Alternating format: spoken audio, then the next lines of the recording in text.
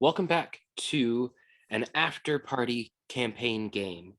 We join the adventurers in the nexus of White Plume Mountain, kind of the choosing doorway point, while accompanying the Gyno Sphinx Larry, who guards this dungeon. All of you had already delved one leg of this dungeon, retrieving the treasure, the sword Black Razor, who reminds Kuba, as all of you are standing kind of around, taking a short rest. I must feed on souls. I require sustenance.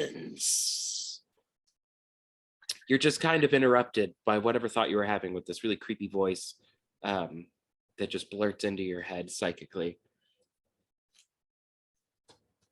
Yeah, the monk scratches his bald head and thinks about it. He definitely doesn't want to make the sword angry, so he may venture out and attempt to kill something with Black Razor while we are doing this. And you guys are ethical wanting, harvesting comes to mind. and you guys are wanting to go back into the town or back down the hallway that you came. I think we wanted to go back down the hallway first because we have debts to pay in town with some of the stuff we left behind. We messed up. The one known as Larry kind of interrupts your guys' departure as you start to go, and asks, leaving so soon? There are more treasures to plunder.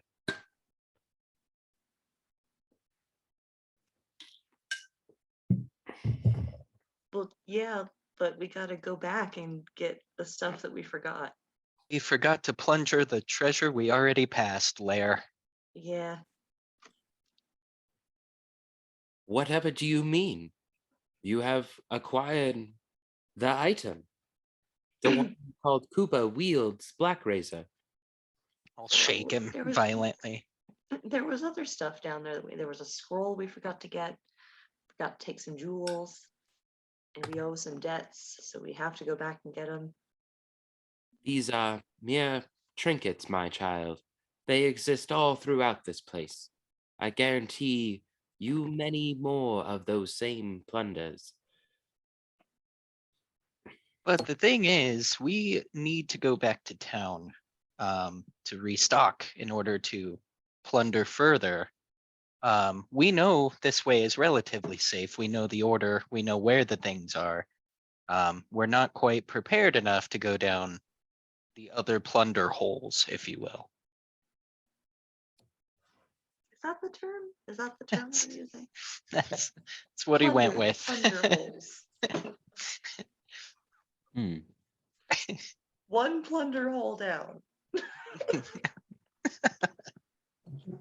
I don't know why that strikes me as so giggly, but it's so. If this is indeed your wish, I must ask you to answer yet another riddle. I've thought of one since we've been hanging out. Oh, joy. I'm just, I almost called you Sella. That's really funny. that's my name's wrong. I gotcha. The Gyno Sphinx turns almost to you as though giving you this riddle directly. I cover your front better than a fine coat, and when I am wooden, I also float. If someone attacks you, then I'll take the lead, as you carry me forward to do a good deed.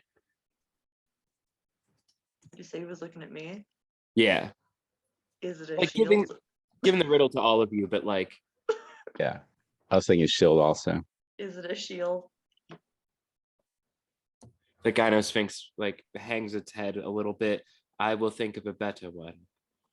Oh, I'm sorry. I feel bad now. It's like first I interrupted his first one with the answer, and now it's like, you mean this that I carry with me at all times? He didn't think I'd get that. I could have picked a harder one, but I thought Sorry, Larry. I thought that would be a good one. Okay, so you guys have effectively, I'd say, two large challenges to get through back to the room that you guys were in, and you're doing it relatively quickly.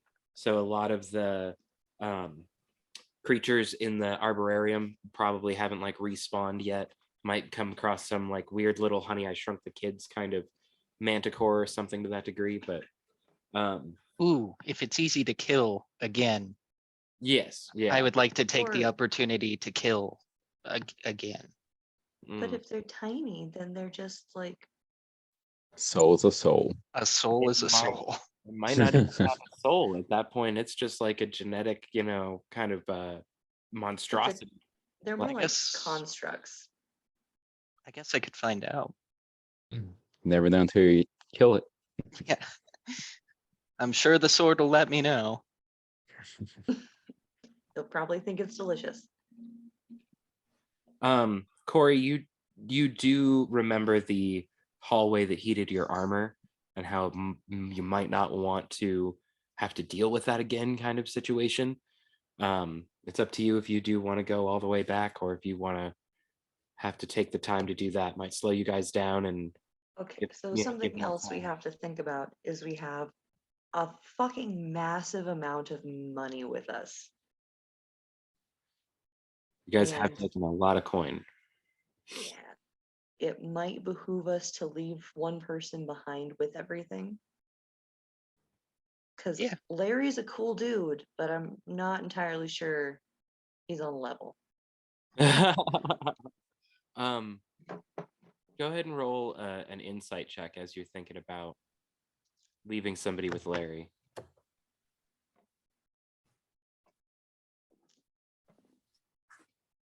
That's a D12. Don't need that. Okay. 16. Double checking my notes here. Do they have a bag of holding or no? We do not. We were specifically told we could not have bags of holding on this adventure. The dungeon prevents them magically Oh, them from coming in. So the only two that actually owe anything are going to be Kuba and Kronos. Corey and Lyra didn't really make a debt like that.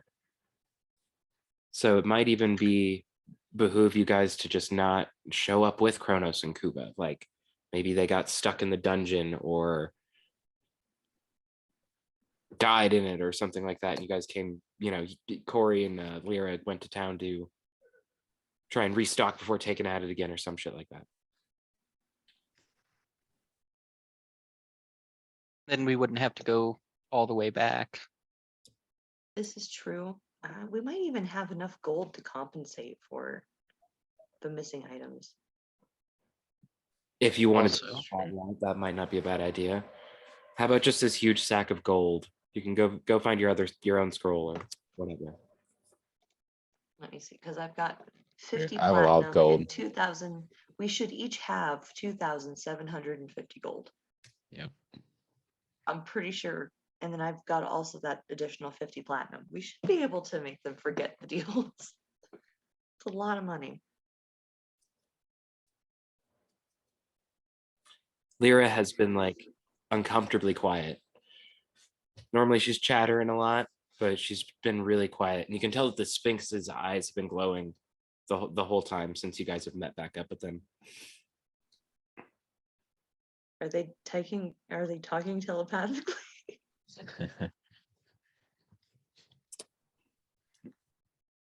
I mean, we'll go off your last insight check, which wasn't too bad. Yeah, it might seem like the Sphinx is trying to see what's going on there.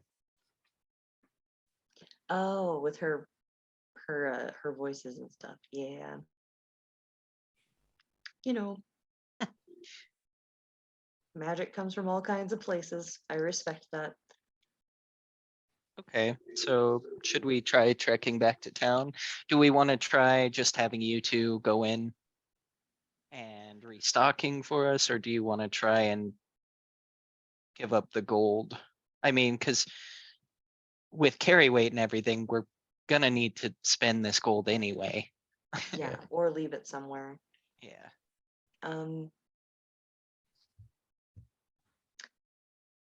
Something to consider, if we go into town and pretend you guys are dead or missing, and then we come back to town the next time and still don't have the stuff, we got to have a story.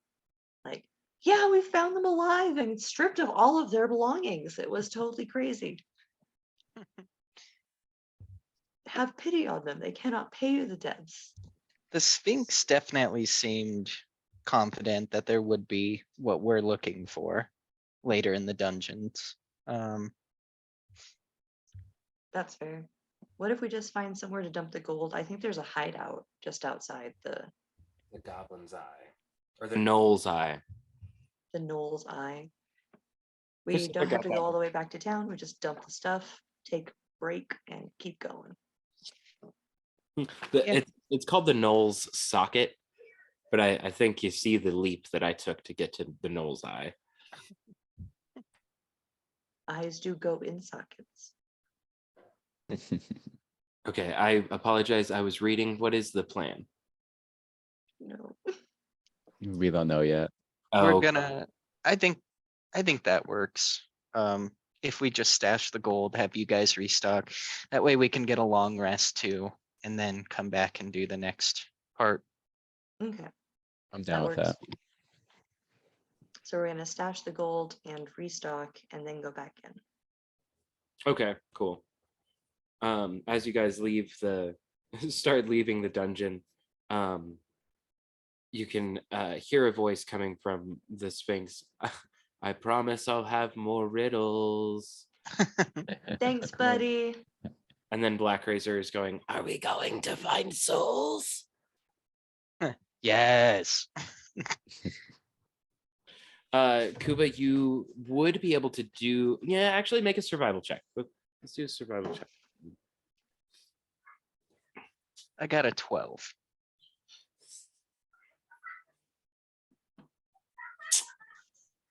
You know that it'll take some time for them to get to town and come back, like probably at least a whole day of travel, like the whole day going there and back.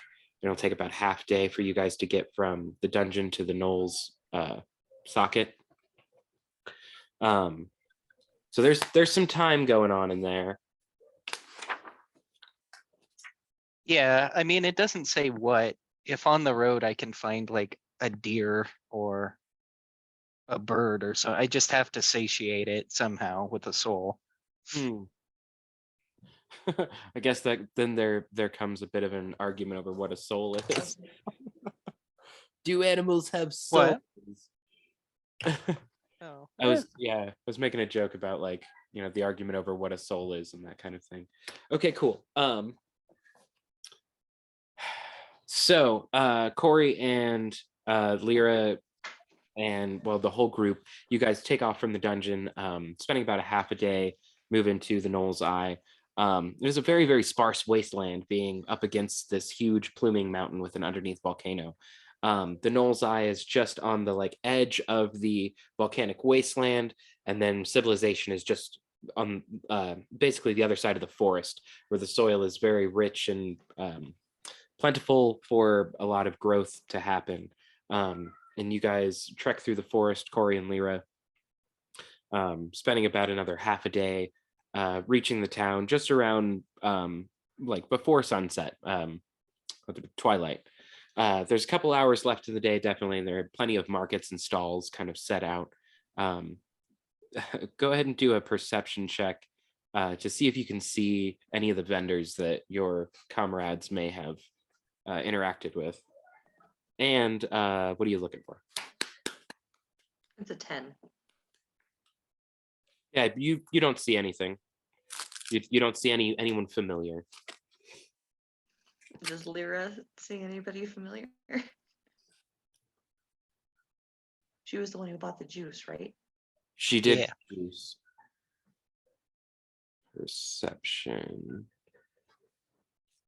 She has a pretty good perception. She got a 15.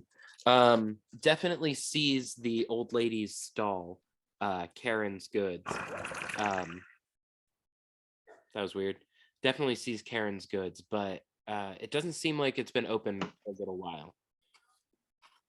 Not like the shop is closed down, but it just seems like vacant.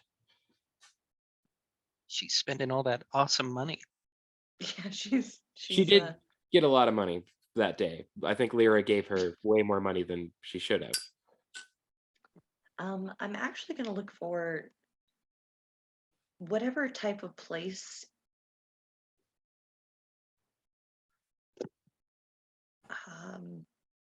Crap, I'm trying to think what we need to replace. Potions think of heat resistance, Potions of heat resistance. or potions in general. I have a feeling we're gonna run into a lot of silly stuff. That I think is a good assessment. Was there any gear that you guys wanted me to look for? A muzzle for a sword. Sword muzzle. A soundproof scabbard? As I think it's in my mind, unfortunately. As Oh, you're no. kind of like trying to recall the list, kind of looking for the stalls, there's this little gaggle of kids that run by you, Corey, and you definitely sense a little hand kind of rifle through a pocket for a split second. I mean, they can try and go through my pockets, but they're empty. Literally everything is being held up here on my shoulders. This is way too much gold to be in pockets. Like, they try and take something out of the sack, they're just going to get crushed by an obnoxious amount of money. Okay, you kind of giggle to yourself as the kids kind of continue to run off. You're What the fuck are you things doing? Okay, what are you looking for? Sorry. Potions, and I think that's it at the moment. Okay.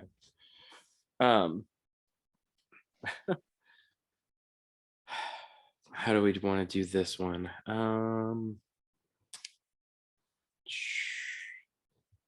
We'll just go with a perception check again. I'll roll for Lyra.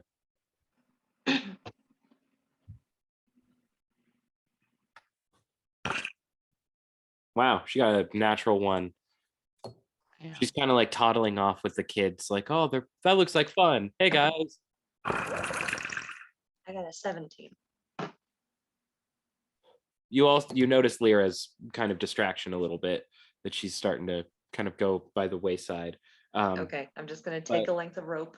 I'm gonna tie it to my shield. I'm gonna tie it to her wrist. That's And mean. Huh? That's mean. She seems to be having a good time, but she's off in her own little world. I don't want to burst her bubble, but I do want to be able to not have to chase her through a crowd.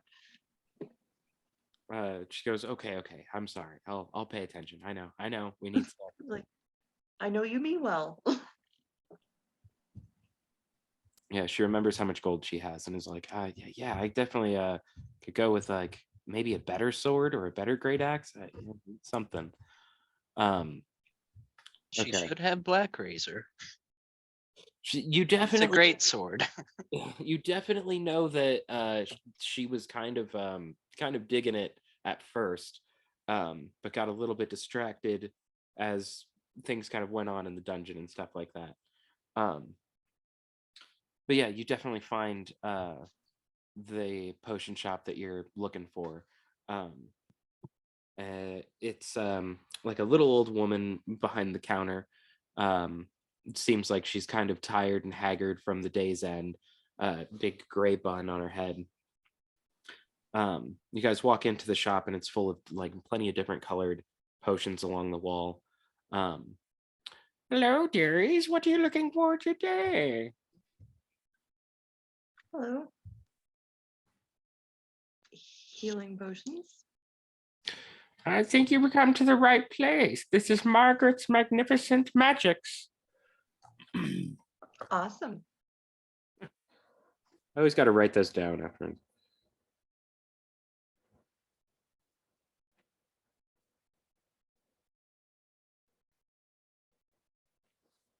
Martha's Magnificent Magics. Margaret? Or did you hear me say Martha? I don't remember now. It's That Margaret. was Margaret. Yeah. Margaret. Margaret? Yeah. Okay. Yes, dearie, what were your names? Names. That's what we called him. um, I am Corey, and this is my companion Lyra. Ah, lovely to have you in the shop. So, what you got for healing potions? The real question, sweetie, is how many do you need? I've got a corner on the healing potion market. Vince ain't got nothing on me. I didn't expect Vince to make a cameo. Did we talk to him last time we were in town? He Yeah, sold us the necklace of fireballs. yeah. That's who Oh, Colonel yeah. knows the. That's one of the guys we owe. Mhm. I'm like, oh, that's so great. You're in competition with him. Cool. I need how many greater healing potions can I get for 1,000 gold? Well, the graders go for 200. So you could get quite a few for 1,000. I could get 5. That's some good math.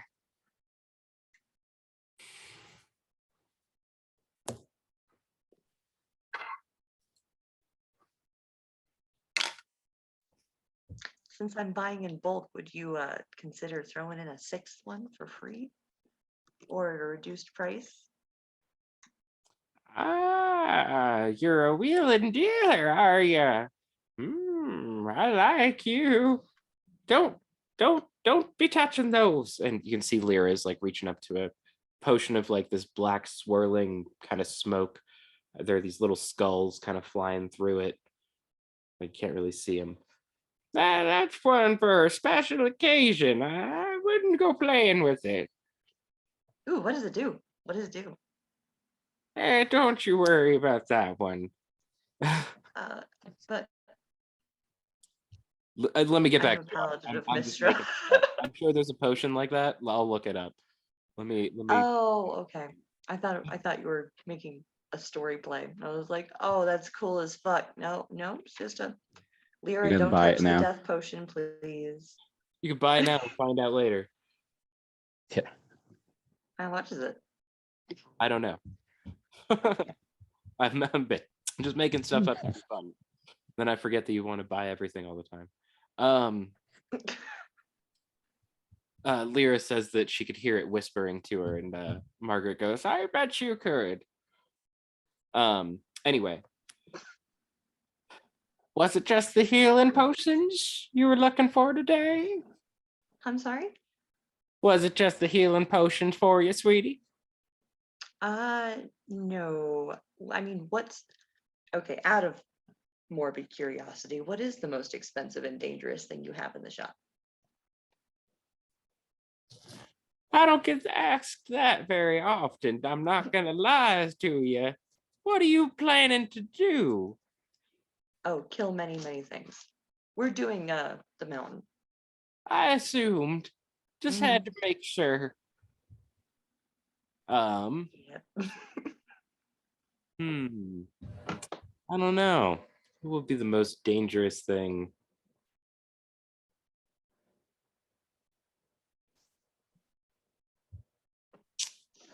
Let's see here. Oh, funny.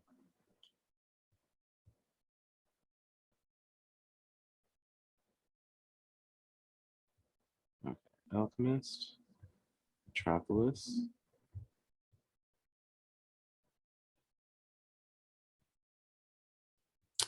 Kind of just looking around the shop, the old woman goes and kind of digs around in the back for a minute. You can see that she does have a great many potions of healing, enough that she puts them in different flavors. There's lots of different potions of healing, different colored instead of the usual kind of red liquid inside of them. You can see a couple of giant strength potions that do catch your eye. There's potions of water breathing that might be advantageous, being it's a kind of submerged dungeon. Let's see here. What else?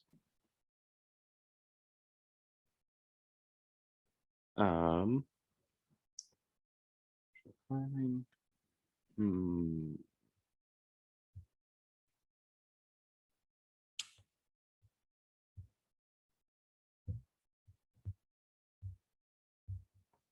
you have anything particular in mind?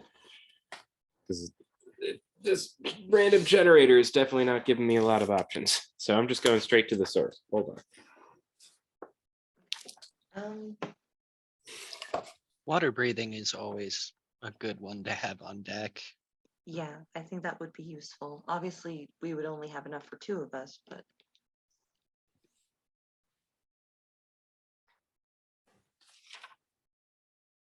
I don't know. Potions of giant strength are kind of my thing too. I'll probably get one of those for me.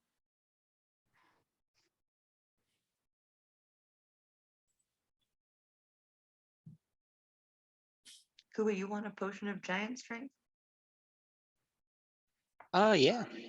I'll take You one. can punch through walls. That sounds pretty awesome. Yeah. Corey, go ahead and make an Arcana check while you are hanging out in this magic shop, kind of looking at all the different things. And then if Kuba, you want to do a survival check to go out kind of hunting, looking for something. We can see it happens there. Is Kronos doing anything while you guys are hiding out in the cave? Probably meditate. Just killing time. I got a 4. Got a 14. Okay, it seems real quiet, Kuba. You can just hear like the whispering of the blade. It almost seems like it's trying to come up with a song, kind of like a Gur's Doom song. Souls, souls, souls, souls, souls, souls. If I can get a long rest in me, I can trounce my happy butt back to the dungeon and fight something. The only thing you remember being of note, like there were the ghouls and then there were the animals. Otherwise, there was like the unseen creatures, and you didn't see a whole lot of like definitively soul imbued creatures in the dungeon. But if you really wanted to try that, that's totally an option. Yeah. I can't fight undead, which is pretty much all we ran into.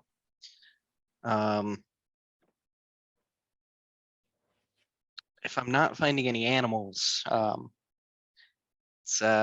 guess I'm gonna become a bad guy and kill a townsfolk. Oh no.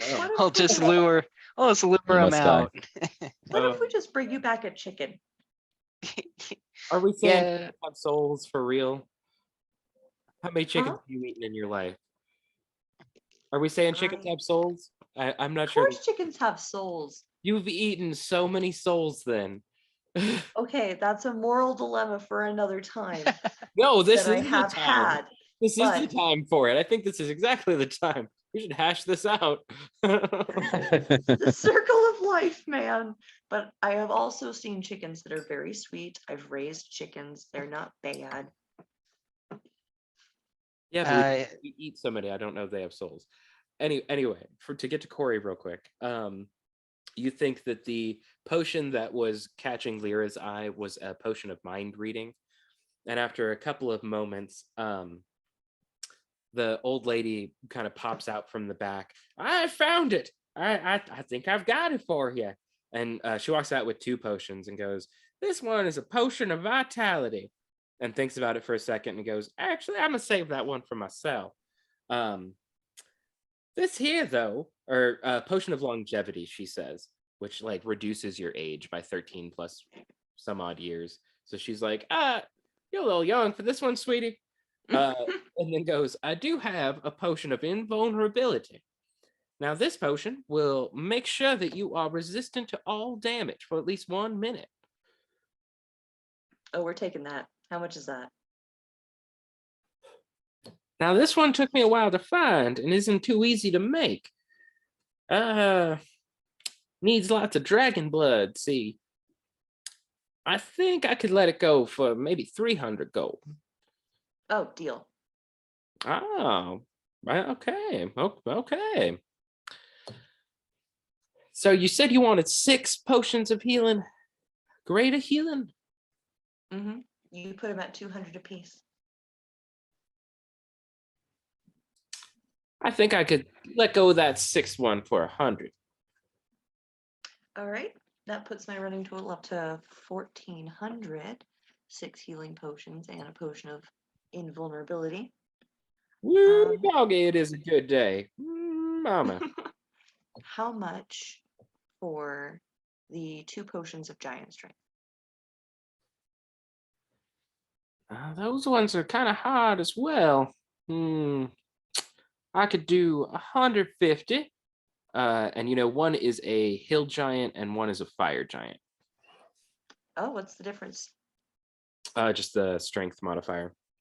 All right. What's it on a fire giant? Oh, I don't remember. Is it in the Dungeon Master's Guide?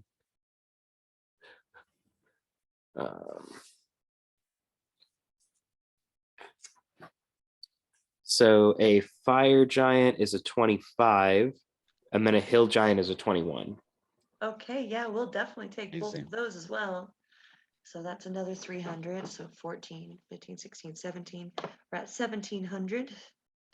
And you know that the potions of water breathing were marked at 75. 725? 75. 75. Okay. Well, I'll take both of those too. Goodness gracious, it is a good day. Okay. Actually, I want to make a deal on this one a little bit though, since I'm already paying you, giving you so much money today. This is a bargain. Can you do both of the potions of water breathing for 100? Make it nice and What's even. the total at? Comes to 1,800 total.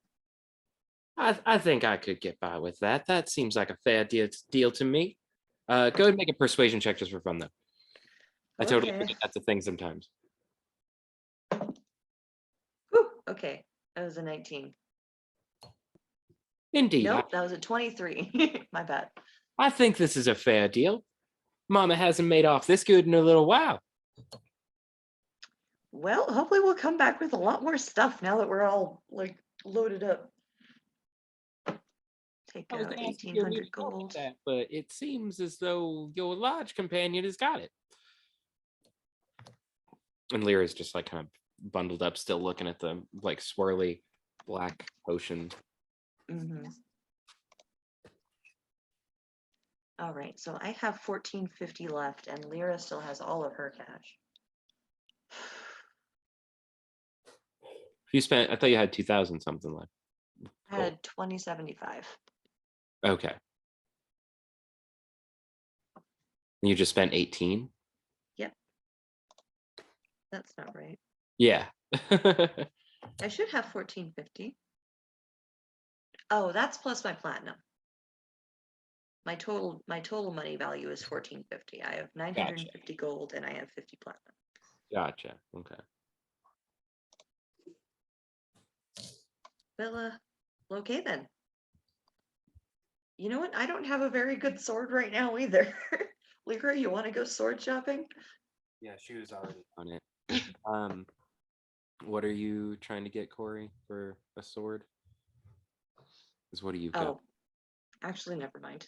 I already have a +1 longsword. I didn't realize. And I have that +2 shield. Did Lyra want a bigger weapon? The next best thing would be a +3. I'll not spend her money for her. If she really wants one when she comes back, I'll just we'll just say that she can do that without all the role play and stuff behind it and taking up time. Is there anything else that Kronos and Cuba you want while I'm here? Do we need a fire resistant? Potion of fire resistance? Yeah, do we need anything like that? Or heat resistant? I don't think so. We're not immediately going back into that first cave. We don't have to now since we Oh, okay. skipped our creditors. Mhm. And I've got tons of potions, which have been very helpful. I think the only thing Kronos needs is just health potions and then Okay. some sleep, I guess. But yeah. Cool. I think that's really all we need to do for now then. So you guys take about another half a day going from the party to the Knowles socket. Kuba, go ahead and do one more survival check to see if there's anything maybe worth getting nearby. That's a 10. Oh man, Give him a squirrel or something. we're mean- we're really striding the line on a soul here. I have to say that sentience is the thing that's really going to matter. Just to kind of dispel a lot of arguments. In my eyes, for this particular thing, with what it's trying to conceal No. and everything, I think the sentience is really important. So like a goblin, yes. And I can talk. Probably not. All right. Well, I'm becoming a dumb bad goblin. guy in the cover of darkness then. Even if it's a really dumb goblin and it can't talk or something, like it, it still is aware enough. Anyway. If it's dumb, kill it. Just more reason to kill it. Yeah, I guess my character, unbeknownst to me, is taking a turn because the sword's really getting in his head. So my plan is when everyone's asleep, I'm gonna sneak out and find someone or something to kill. Well, I'm Kronos left- can't sleep in I'm- his shell tonight. I'm left with no other options here. So you do know that by the time Corey and Lyra get back, that it has been at least 2 days since you have gotten the sword. So it is kind of striding that line just a little bit, getting kind of close to where things might go awry. But you are definitely keeping it in the forefront of your mind enough to go like, okay, like something needs to kind of be done about this.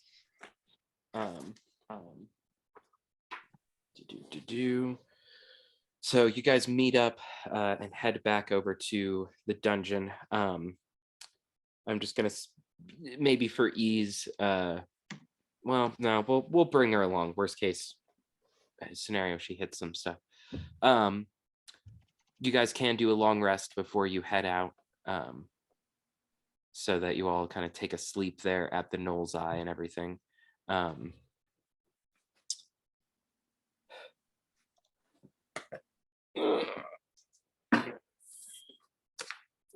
let me know when you guys are heading back into the dungeon.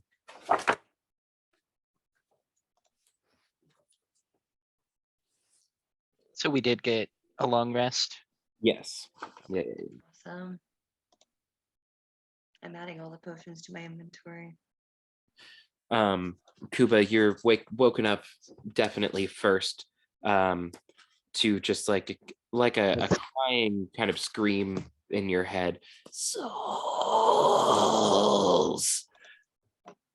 please feed me today. I grow weary. Yeah, I hear it, but my monk training, I pretend to ignore it.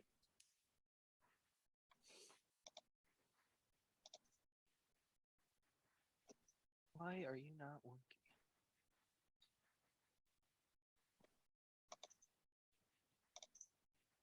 So let me know when you guys are good, and you want to head back to the dungeon. I am all ready. And I'll make sure that everybody gets 2 greater healing potions. Thank you. Is it greater healing, correct? Yeah, greater healing. So 2 for Kronos, 2 for Kuba, 2 for Lyra.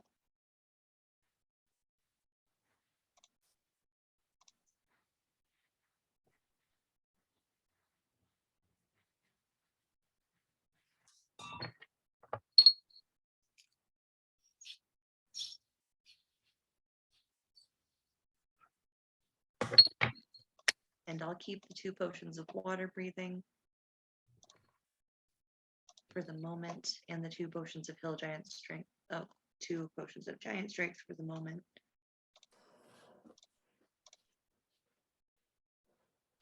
Cool. I didn't use my greater healing potion, so I have 4 now. So if anyone needs an extra, let me know. Jeez. Or if, Yeah. yeah, should be Save good. those guys for as long as possible. I've Yeah. got all the heals we need most of the time. Mm-hmm. We get into some big boss fights and I go down, that's when you gotta worry about it. So what time of day is it when I am awoken? Pretty early. Is anyone else awake yet? Not quite. Is there? Lyra seems to be sleeping very lightly, muttering to herself a little bit, kind of jerking a little in the.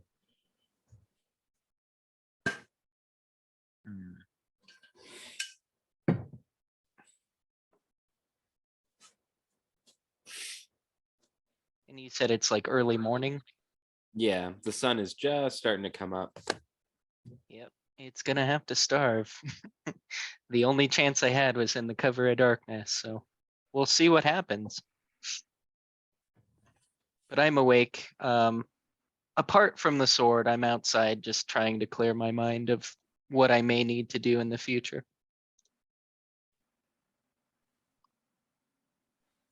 Okay.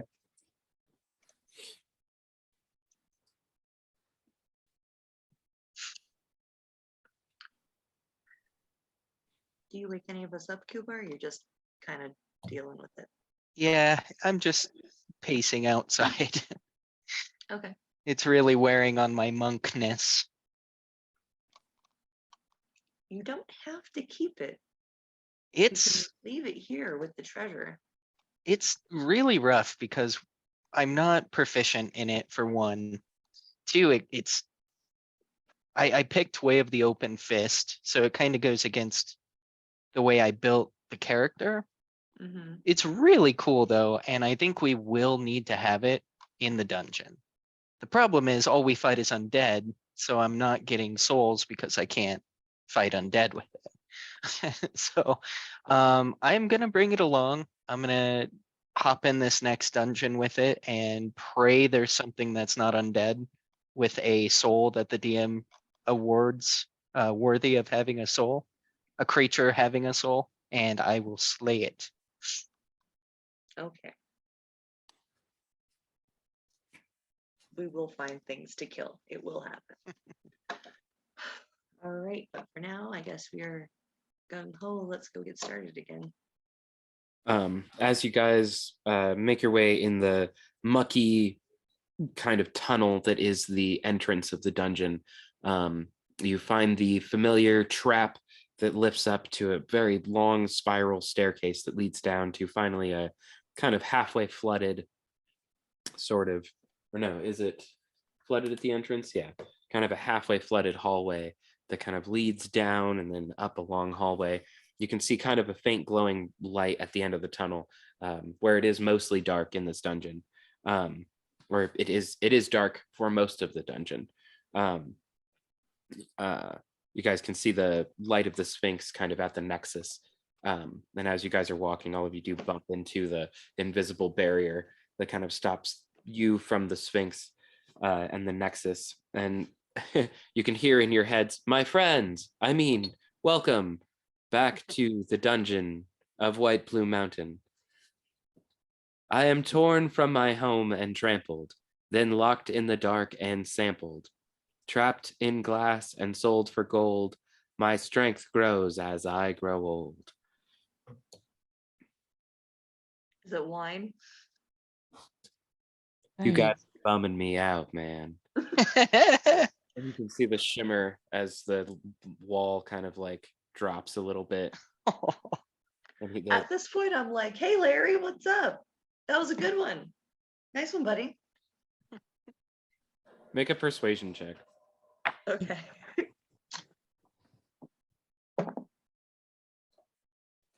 $22.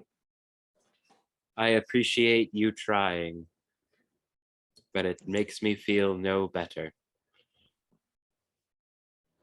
Don't worry, Larry. One of these days you'll stump her. I believe in you. Mm-hmm. Totally. Which way is it today, adventurers? And there's a long hallway behind him, and then the long hallway to his left that you guys haven't taken yet. And you know that the hallway to the right has already been ventured. What was the word we used? We're done with the first dungeon hole. Plunder hole, if you Plunder will. hole. Yeah. Well, we might as well stick to the left of what we still have to do and All right. Middle plunder hole. yep. Plunder hole number 2. Goodness gracious. So That should be the episode title. The second plunder hole. I think you might get YouTube copy strike. Really? That doesn't mean anything. It sounds funny, but it's essentially harmless. okay. So you guys are traveling down a long hallway. It is dark unless you have dark vision or some sort of light. I cast light. Okay, cool. Is it on your shield or your sword and you're holding it out or something? I'll just like do it on my helmet. I'm Headlamp. not wearing a helmet.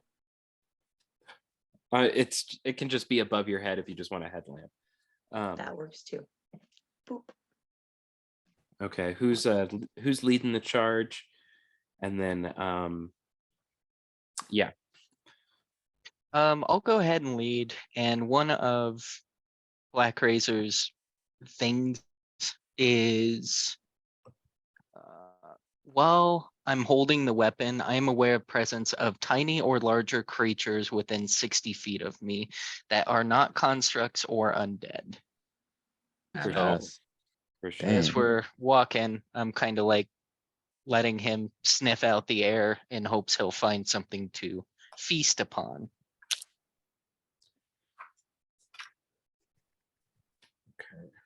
Go ahead and give me a yeah, let's do a perception check as you're heading down this hallway. You can definitely tell that the hallway opens up a little bit. I got an 18. Okay. So go ahead and make a dexterity saving throw, but the DC is going to be a lot lower because you did well in the perception. You can tell that this room kind of opens up, and you definitely sense. You probably sense something. I just kind of want to make sure what this creature is. I got a nat 20 for 27. Damn, yeah. So you stop just short of what would have been.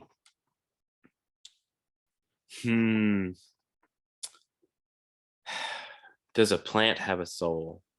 Does a plant Probably have a not. soul If a chicken doesn't have a soul, a plant definitely does not have a soul. An Okay. artichoke does have a heart, but I do not believe. Okay. You can sense that there is something in the water for sure. And the way that this room opens up, you can tell that there's an edge to the platform that you're walking into. Like you walk into the room, and where you're able to stand stops, and it just kind of drops down. Mind you, the hall is flooded, so it's kind of hard to see this drop, but you approach it cautiously, sense with your foot, and you can tell that the water gets a lot deeper, maybe like 10 feet out from the hallway. Does it seem like a sudden drop, or is it kind of a gradual? It is very sudden. Like the stone that is made up of the floor definitely just goes at a 90-degree angle. It's hard to tell exactly how far. All right. Well, good thing we Two got F- those two water F falls. breathing. Say what? Good thing Yeah, we got 2 those fall. water breathing potions. And no, I did stop right before it with my good rolls. The 27 dex. I'll alert the party. Whoa, hold up. There's definitely a a drop here in the water. And there's definitely something in the water, and Black Razor cackles a little bit. This sounds really familiar. Didn't this happen in the first hallway? Maybe kind of slightly.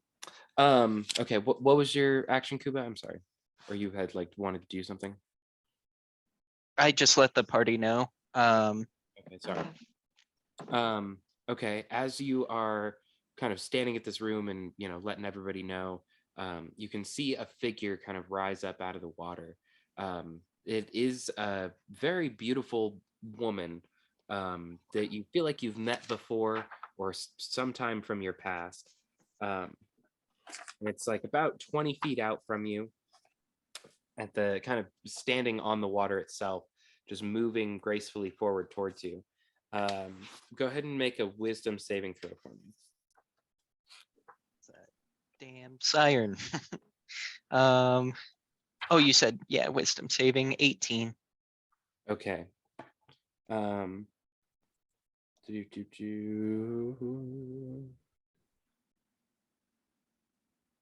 Okay. You have this like brief moment where you want to walk into the water. Like you literally just felt where the water drips off, but it's like there's something in you for a moment that like pulls, and it's like I could walk right out to that lady. But then she comes just a little bit closer, and you can see that like some of the hair is made of like kelp or some sort of like seaweed, and gets just a little bit closer towards the light, and you can tell that it is some sort of monstrosity. She goes to make a slam attack on you, and then we'll do an initiative. All right. Did you do 18? That will hit. Okay. And then she is going to grapple you. Hot. Yeah. She just had to get a piece of Kuba. Okay. See. 12. You take 14 bludgeoning damage, and then we'll roll initiative. It's a strong hug. Am I grappled? Yes, and then you'll be able to make an escape on your turn. Try and get out. I got a 7. 14. Nice. Big money. Start off strong. A 22 for initiative. Okay. Does anybody want to run Lyra for me? Make it a little bit easier? Is that possible? If not, I can totally do it. If I can find her.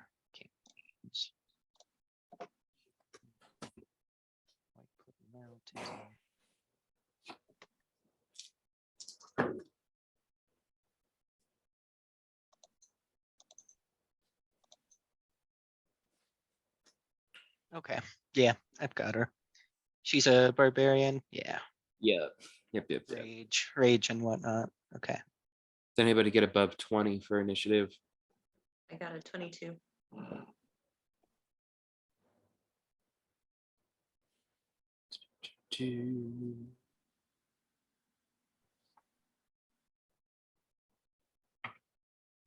And then Kronos, what did you get?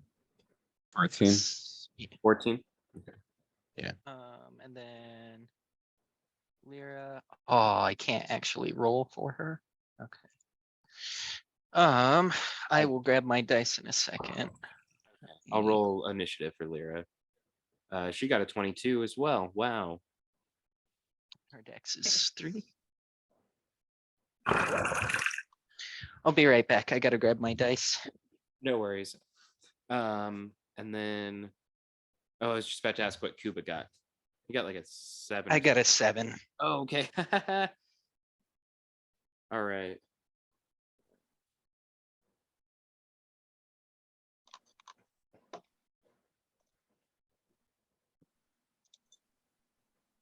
Okay, Corey, you are going to be up first. Your light was shining on this kind of strange woman that sort of floated up from the water towards you guys.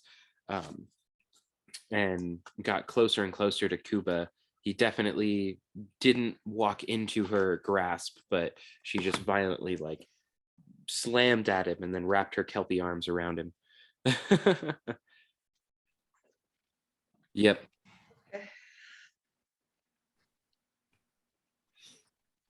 Um,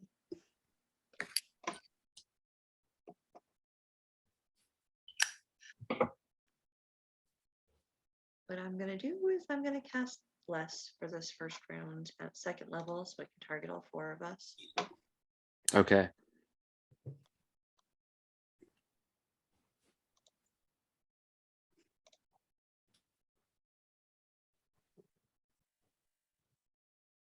And that's gonna be my whole first turn. I don't want to use anything. I don't need to just yet. I know Lyra's going right after me, so. Everyone now has a D4 for attack rolls and saving throws. Nice. Okay. We'll say Lyra was like right up next to you, right up near Kuba. But yeah, there is this plant monster wrapped around Kuba right now, and it is Lyra's turn. Whatever best. Let's see. Let me catch up on how rage works exactly. So bonus action to do, and then you get advantage on attacks. I'm pretty sure. +3 melee damage with strength weapons. Resistance to bludgeoning, piercing, slashing. Can't concentrate. Okay, so I think it's just a +3 to the damage she does. Yeah, and advantage on strength checks and saving throws. Cool. She's gonna rage. She gets angry. One of the voices in her head. I also can't like mark off rage, but she's using a rage. Okay. Yeah, she gets angry. One of the voices in her head is like, well, hit it. Well, hit it. So she's gonna hit it. Runs up next to the 2 of us that are grappled. And hopefully very carefully as she sees the monk like really pushing, trying to get out of her grasp. There's a pretty good rhythm to it. So she's timing it to where when he pushes back, she's going to swing at it for that's pretty good. How's a 19? That'll hit. +8 to hit. All right. So that'll be 9. For 16 damage. Nice. Brutal. As she cleaves into it, once gets a really good hack kind of right into the breastplate of this thing, and then just kind of in a very fluid motion, as soon as the monk's coming back, she lifts up, the monk pushes, and she swings again.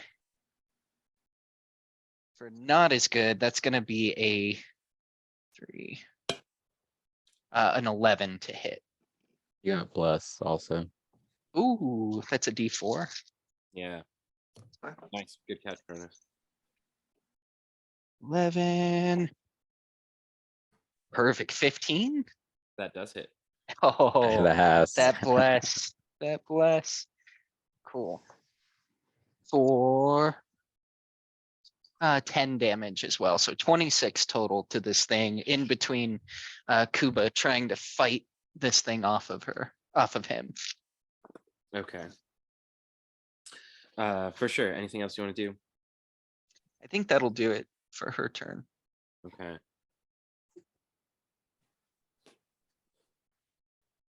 Okay. Okay. Kuba, you would definitely have a front row seat to the kind of show going on. With Lyra kind of trying to defend this thing off of you. You can see her hits kind of hacking into it, but with how strong Lyra is, you definitely know that the sword should be kind of like penetrating through this stuff, and you should be feeling it too. But it's kind of holding up stronger than you think it should. The Kelpie actually lets go of Kuba and focuses on Lyra, who seems to be a much more threatening target. Let's have Lyra do a wisdom saving throw. 15 plus. That'll be a 17. Okay. You can definitely see the Kelpie kind of zone in for a second, and Lyra pause with eyes wide open, but just like kind of manages to shake it off. Kelpie's going to make some slam attacks at Lyra. Let's see here. 14, I don't think that hits.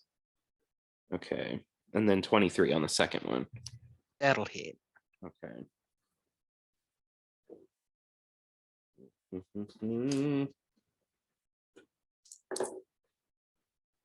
For 14, 16 damage. All right. And then I think that's halved to 8 because she's raging. I can keep track of HP on this side. Oh, okay. Awesome. Thank you. Yeah, I was gonna say it might not let you. It won't. I was ready to write it down. Okay. Yeah, I can do that on this side. It'll probably be easier. And then it is got her grappled. So on Lyra's next turn, we'll have to do a strength saving throw to get out. That's awesome. Kronos, it's your turn. So I have a question. So everybody's blessed already. Can I bless again, or is that not a thing? It Just won't curious. stack. Yeah, no. Yeah, no stacking. Yeah, it would just be me that gets it.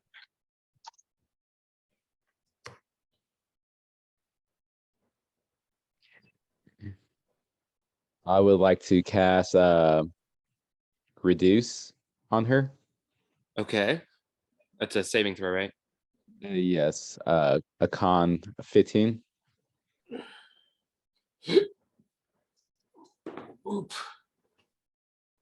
Oh. I rolled a 13, but it's got a +3. Oh shit. Okay. Nothing then. That'll be it. Okay. Kronos begins weaving some of his chronological magic, kind of trying to bring the Kelpie back to an earlier stage, but it just remains strong, and kind of resists the spell, squeezes a little bit tighter on Lyra. And then Kuba, it's going to be your turn. All right. Hold on one second.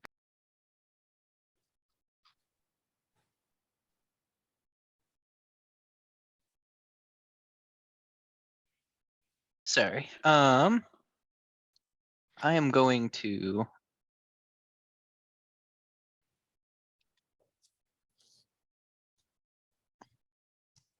what does that even mean? Oh, Black Razor twice. Okay. Yeah, so I will hit this thing hopefully with Black Razor.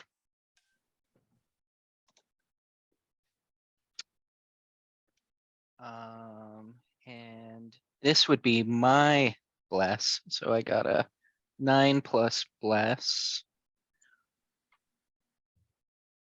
Does what is that? 13 hit? 13 would not hit. Yeah, no, we'll save it. Yeah, 13 doesn't hit. Okay. Trying again. Does a 15 hit? That does. Okay, let me start keeping track of my damage. So that'll be 11. I'm gonna spend a key point. One key point. 1, 2 Fury of Blows, which gives me this 23 to hit plus 7. 18. The second one, that's gonna miss. And then I can open hand technique. Don't forget that you can be using bless on all of these if you want to. It's not a one-shot thing. It Oh, lasts really? Yeah, bless lasts for up to 1 minute. Neat. Mhm. So that will hit. That'll be a 15. Thank you for that. Yeah. Second Flurry of Blows is going to do this.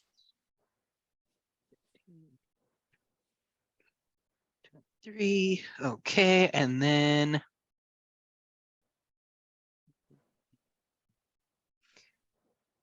when I hit with the Fury of Blows. Okay, so basically I swing twice with Black Razor. It is so excited to be swung, it completely misses the first go about and just kind of glides down this thing's back and clatters into the water. But on the upswing, I get a pretty good hit into it. As I kind of wrap Black Razor around, I punch the crap out of this thing twice, right in the solar plexus or ribs, for additional damage. And then because I hit with that, it needs to make a what is this thing? It's like a sea hag looking thing. Kelpie. It's a kelpie, yeah. So it's effectively like a shambling mound, but in the water. Okay. I doubt that thing's gonna be. It needs to make a dex save of 14. Oh, that was Jack. Natural 20. All right. That will do it. So it takes 23 damage in my barrage. Okay. Definitely a good hit. And then that's bludgeoning damage. Um, Some of it was so it'll be 11 slashing, 18 bludgeoning. okay. Yep. Definitely solid hits. You expect to just be punching into like reeds or kind of like loose seaweed in water, but then when you hit it, it's like very like solid. It almost feels like rocks underneath, kind of. Okay, Anything else you want to do? that'll do it. Cool. We'll be back at the top with Corey. Alrighty. Oop, sorry. Lyra. Lyra is who I'm playing. Lyra, yes. DM, I wanted to ask you a question first. I'm going through my stuff here, and I have an ability. God, where'd it go? Called Aura of Protection. Right. Which I don't think I've been keeping track of. While you are conscious, you grant all friendly creatures, including you, within 10 feet, a +4 bonus to all saving throws. So that's just a flat +4, and it doesn't count as an additional bless spell. So does that just stack with the 1d4 from bless? Yeah. Wow. Okay. Bless lets you use it on ability checks, saving throws, and attack rolls. Plus the saving throws and attack rolls. This additional +4 for my aura is only to saving throws. Gotcha. Okay. Well, guys, since it's a tight hallway, and we're typically within 10 feet of each other anyway. That's awesome. Yep. +4 bonus plus 1d4 to all saving throws. Okay. And now to the actions. +4. Hmm? It's just straight up +4. It's not. Yep, just a straight +4. Cool. Good to know. Cool. All right, I'm going to go in for some attacks. Going to cast Green Flame Blade as a bonus action. And then take both of my attacks. No, don't roll. Oh, well, I guess I rolled. I'll just save that.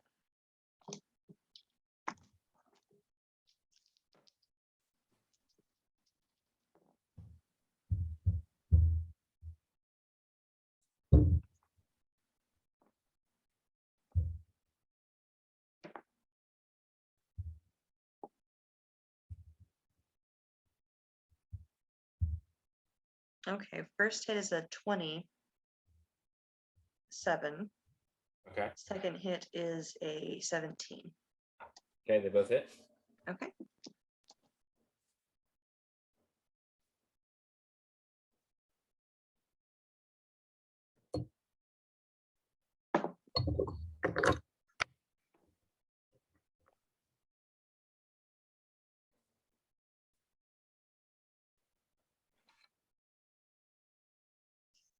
It's going to be 15 slashing damage and 8 fire damage.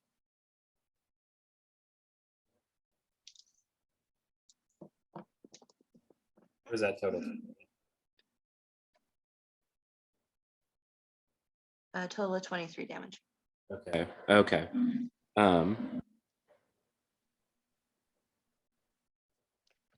Okay, you notice that the fire damage doesn't do as much as you expected, but the slashing of it definitely did. Okay. Kuba would have noticed the same. Black Razor definitely did quite a bit to it, but when you hit it with your fists, it just didn't feel like hitting much. Besides maybe like your younger days as among punching trees or something. Okay. Alrighty. It'll be Lyra's turn, unless you had anything else. Okay, cool. No, I'm good to go. Go ahead and start off with the strength saving throw that you have a advantage and a +4 on. It's a 17 breakout, or should I roll again? For shits, go ahead and roll another one, but that was Oh, it was a 2. okay. Good. Woo. So yeah, Lyra is able to break out of this Kelpie's grasp. Rips this thing off of her. And rage lasts a minute, so I'm very much still raging. Dice bag.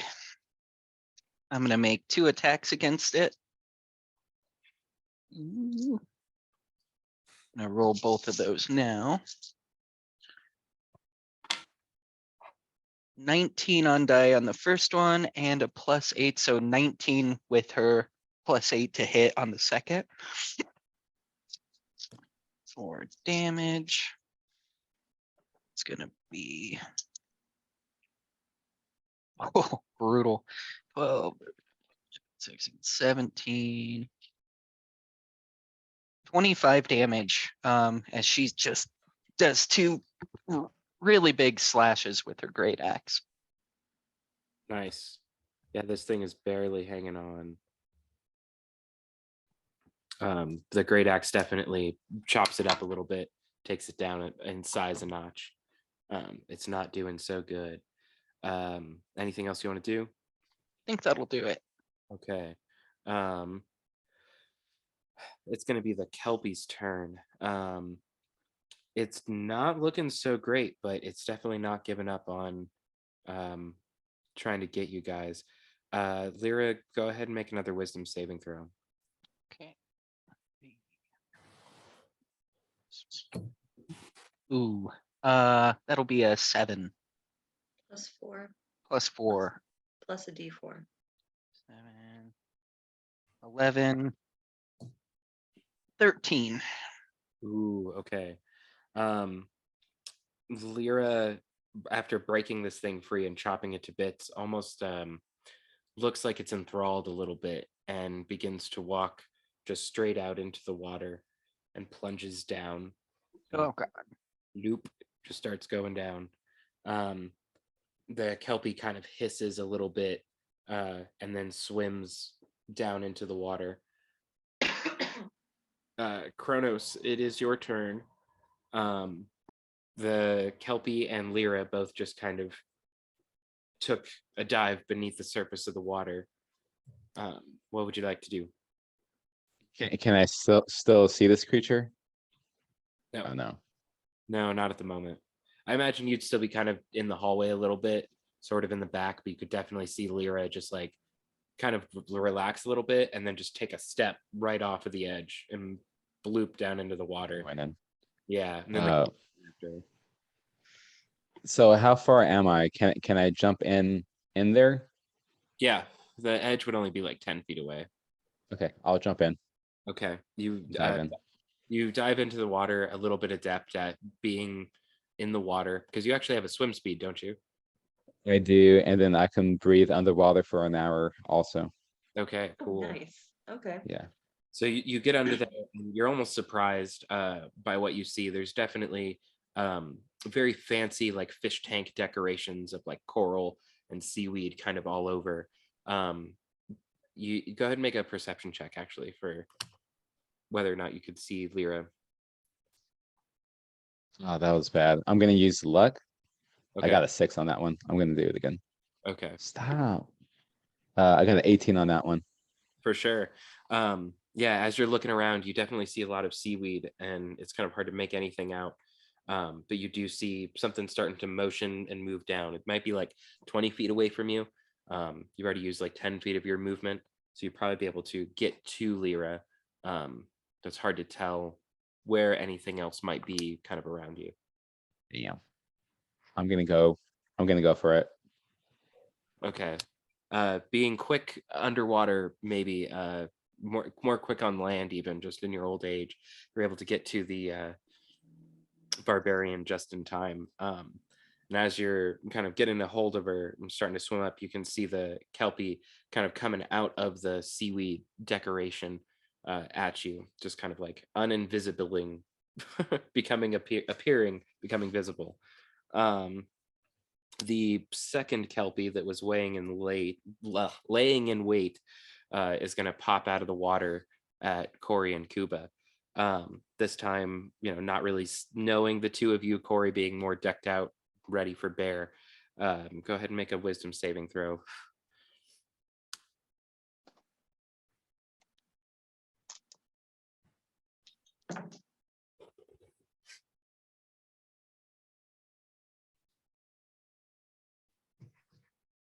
It's only a 9. Corey, you also feel compelled to get yourself in this water. You walk forward, and with all of your weight, armor, and shield, it just drops you like a rock, goes sinking down. You are Can I see this from down below? you definitely see something My happen light will up at the follow me surface. down, so you'll see a light above you. Yeah. So can I react to that and cast Featherfall? Featherfall is a reaction, right? It Yeah, is. but am I gonna take bludgeoning damage from falling through water? Would it slow her down though? Doesn't would it slow her down? Make you fall slower. I get that. If you want to use your reaction for that, yeah, I like that. That's cool. Okay. Yeah, you could definitely use Featherfall to make it so she's not sinking quite as quickly. So Corey, you are charmed, and also incapacitated. Instead of holding your breath, you try to breathe normally and immediately run out of breath unless you can breathe water. Can I pop one of those handy potions I have in my bag? You are incapacitated. Oh, dang it. Okay. So I'm drowning. But that's why I'm trying to slow you down. I'm hoping someone can get you Yeah, we'll if see. possible. I'm hopeful. All right. But there's nothing I can do this turn. I just have to wait it out. Yeah, at the end of your turn, you can repeat the saving throw. Okay. Would it be the end of my turn now? No, it is Kuba's turn. Dang it. Okay. The Kelpie that did compel you to walk into the water is still going to make attacks on you, though. Okay. Which, I mean, this is meta knowledge, but whatever. Taking damage from anything but the Kelpie or drowning is going to let you repeat the saving throw, besides just the end of your turn. Okay. One attack got a nat 20. The other one got a 7. For a total Does of... it matter if my armor class is 21? Yeah, it's a total of 24. Okay. Dang it. I mean, and it would technically attack with advantage. We're just gonna go with the one attack though. That's fine.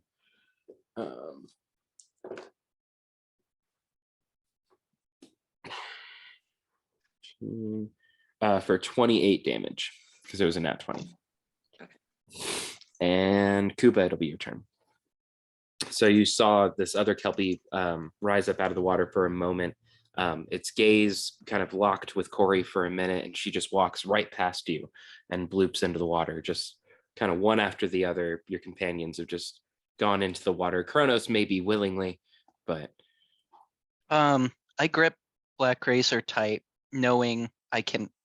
This is meta as well. I'm sorry, but knowing I cannot be charmed while wielding Black Razor. I do know that she had mentioned she bought potions of water breathing.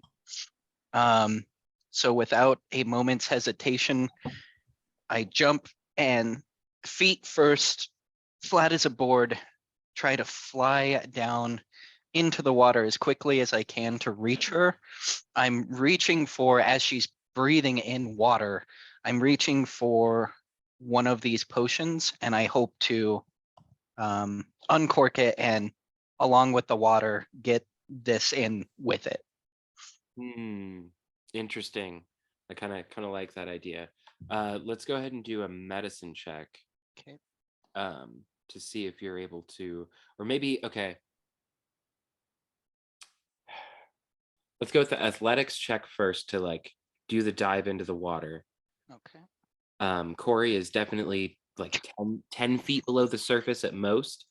So Ooh, you're having a rough time. Whoa, the heck just happened there?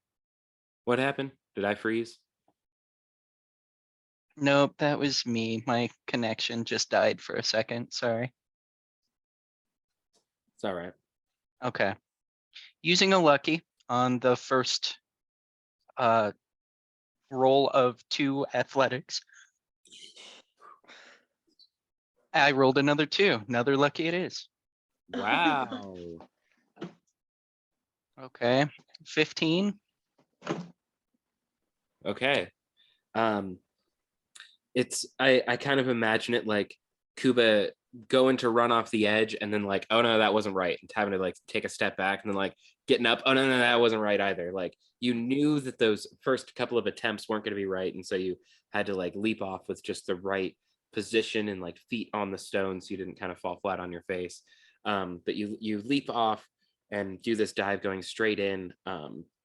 You make it about like 5 feet down. Your movement is probably halved underwater, so that doesn't mean a whole lot. I mean, you still probably got like 25 feet. at least, yeah, 25 feet of movement. But yeah, you get to Corey. You can see her slow, like falling into the water very, very gently and slowly for how much armor she's got on, and the shield like literally weighing her arm, like her arm is just back with the shield on it. Go ahead and do a medicine check to kind of, or arcana check, sorry, to kind of cipher out the potions that she has in little vials kind of around the armor and things. 16.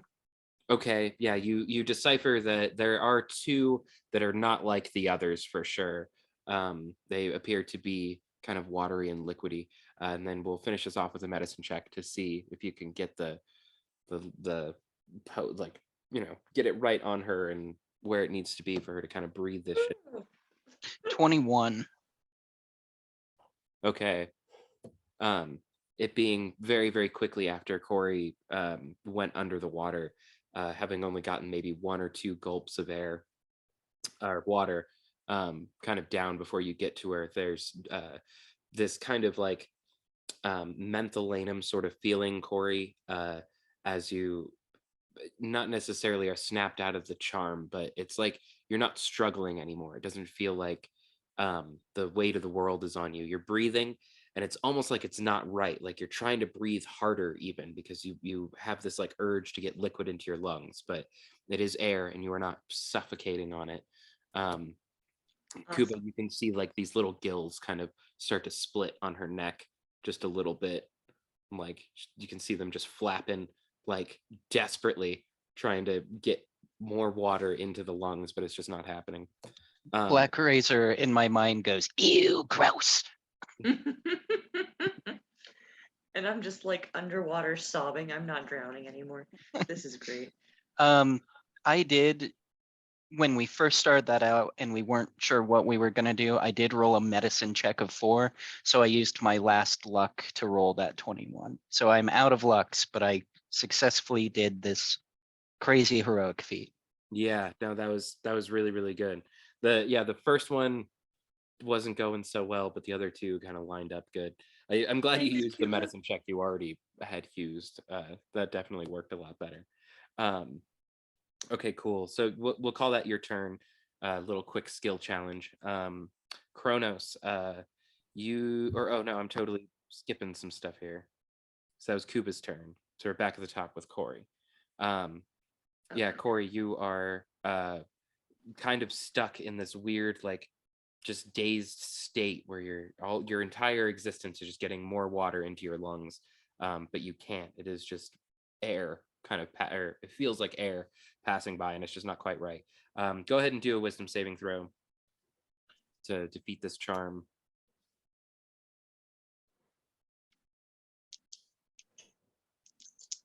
Not roll badly again.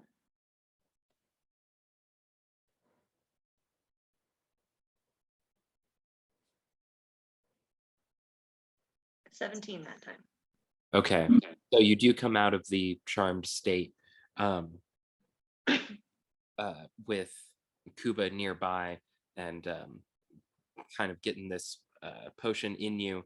It just helps shock you awake, and you are underwater. It almost feels like you're drowning. You definitely cough up a little bit of water underwater. It feels really gross on the gills, kind of like when your sinuses are infected. You've just got this weird, itchy, swollen feeling going on your neck, but you're not dying. You're breathing air, and that is your turn, is to get out of this charm. All right. Lyra is up next. She also is just kind of gulping air. Kronos, you can see her almost drinking it, but just breathing in these very large lungs, starting to fill. Go ahead and roll a wisdom save for Lyra.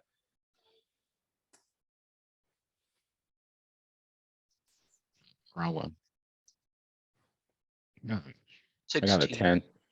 Oh, Oh yes, that totally. Thanks for doing that, Kronos. But Kuba, you're in the driver's seat for Lyra tonight. What did you get?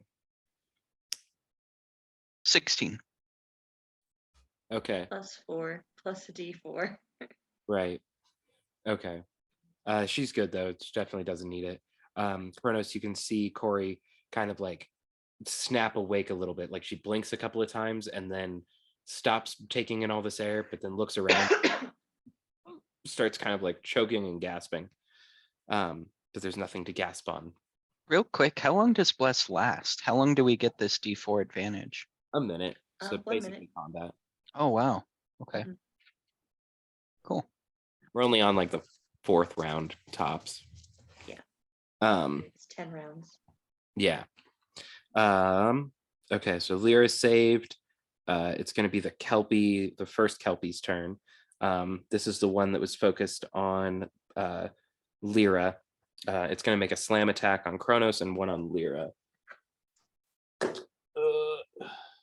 19 for Kronos. And then 18 for 18 for Lyra. Hit. Okay.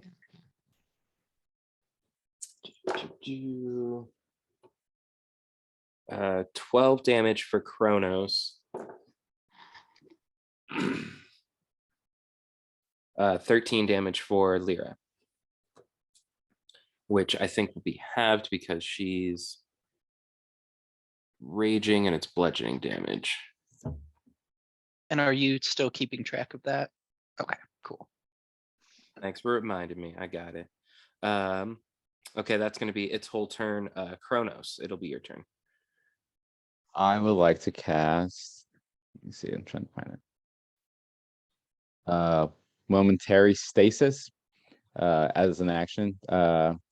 First, a large or smaller creature you can see within 60 feet of you. The creature needs to make a Constitution saving throw of 15.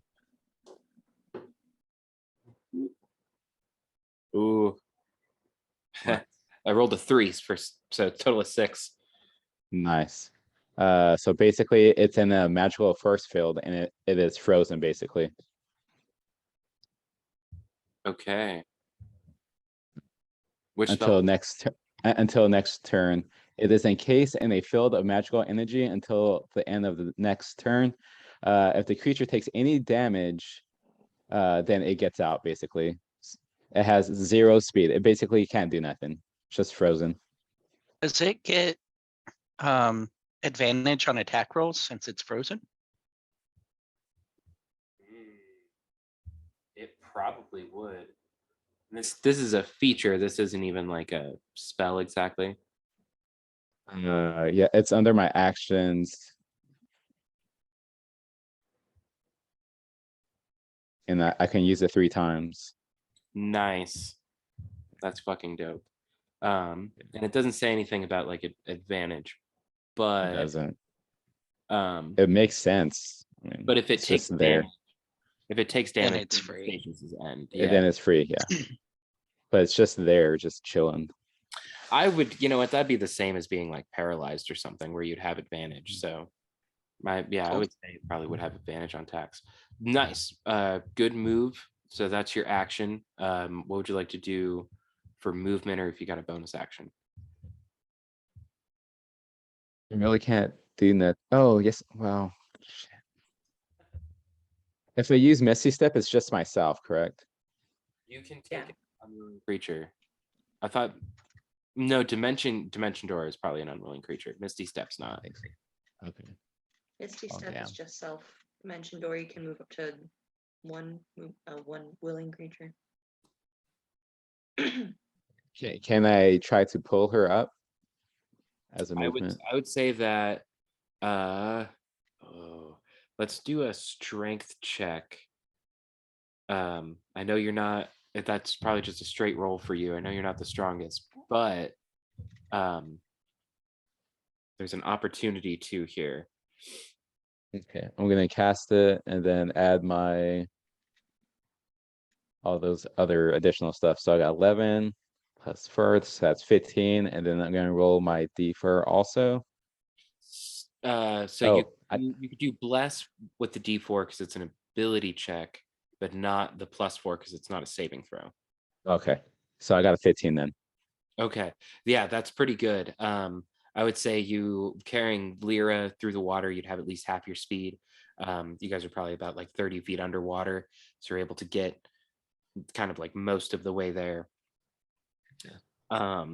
Okay, so you've got this first Kelpie frozen, and then you've got Lyra kind of in tow, hauling her big hulking butt up towards the surface again. The Kelpie that is focused on Corey is going to see that Corey and Kuba are, kind of managing things a little bit better than they want. It doesn't know, but Kuba, go ahead and make a wisdom saving throw as it tries to compel you to drown as well. That'll be an 11. Which would fail, but you cannot be charmed. As it does, Black Razor just starts vibrating super hard in the water. It's really weird. It like creates just these ripples through the water that I feel compelled, but it like seeing the ripples snaps me out of it like every time I start to feel that way. It's like as soon as you kind of begin to let go and relax a little bit, you kind of want to breathe in some of this water after seeing Corey kind of manage and take gulps of what would be air for her at the moment. It's like for a moment you want to do this as well, but the voice from the sword just reminds you, I need you to feed me souls. I hold my breath out of anger. Right. It's gonna make a slam attack on each of you though. 13 on Corey and then a nat 20 on Kuba. Kuba's within 5 feet of me. You need to roll a disadvantage. Okay. Well, Thank God. it's an 11. Hey, I rolled an 18 for Kuba. Sorry, I sound so excited about that. Total of 20. That'll hit. Come on, this is D&D. You're happy when the things hit and you roll well. Come on. I rolled a 1 and a 3 on damage die though, so that figures. Total of 6 damage. All right. I think I'll manage. It was definitely Corey's armory body being in the way that kind of slowed this attack a little bit. So yeah, it'll be your turn. You've got this Kelpie on the other side of you, and then you've got Corey kind of just like realizing what's going on a little bit, like freaked out about her neck, but you got this Kelpie a little bit bigger than the other one, it looks like. Kind of And The first Kelpie you said is really not looking good. Is that right? Yes. Is that still the case? Yes. First Kelpie is also currently frozen until next turn. Yeah, I want. It might be hard to make that out. Like looking down, there's a lot of this decorative seaweed that's kind of blocking where Kronos and Lyra were at. But they've definitely started to make their way up towards you guys. You might be able to make out the faint figure. How far is that from me? From you guys, maybe like 15 feet, and then you guys are about 15 feet under from the surface. I'm going to, as a free action, look at Corey, pat her shoulder, give her a thumbs up, and then I'm swimming down to kill that thing. With as I'm swimming, Black Razor is just like leading the way. Really excited to get down there and try and kill this thing. Okay. So yeah, you swim past Kronos and Lyra, kind of back in towards the seaweed. Go ahead and do a perception check to see if you can find the Kelpie. 18. It is incredibly difficult to see anything besides seaweed down here. It is just like a forest of seaweed. It's really difficult. So the Kelpie has false appearance. While the Kelpie remains motionless, it is indistinguishable from a normal seaweed. Figures. All right. All right. Well, Isn't the blade actually sense creatures? it does. Yeah. I don't know if that works. I almost wish we played this game on Twitch just for a moment like this, so I could be like, what do you think, chat? Like that. You know what? Let's ask Google real quick. Does a Kelpie have a soul? I mean, it's sentient to self. It can cast a spell. Exactly. It It's not talks and It's not really a Yeah, it is a spell, isn't it? No. If it has an okay, what's the dumbest you can still be? has an Okay, intelligence. It has an intelligence of 7. so it is technically sentient according to D&D rules. I think you have to have 10. I No, think you don't. Black Razor's smarter than fucking the Kelpie. There are definitely creatures that have negatives to their intelligence. There are characters that have negatives to their intelligence. Yeah, I guess if it's not 0, you're right. Like 0 would definitely be that line between sentient and not. Sorry, I have to look up Black Razor's fucking intelligence now because I know. Oh, I can tell you. It's it said it somewhere. Charisma of 19, intelligence of 17. It's a very smart sword. Wow, it's actually pretty cool. It's smarter than me by quite a Damn. bit. It's also smarter than me.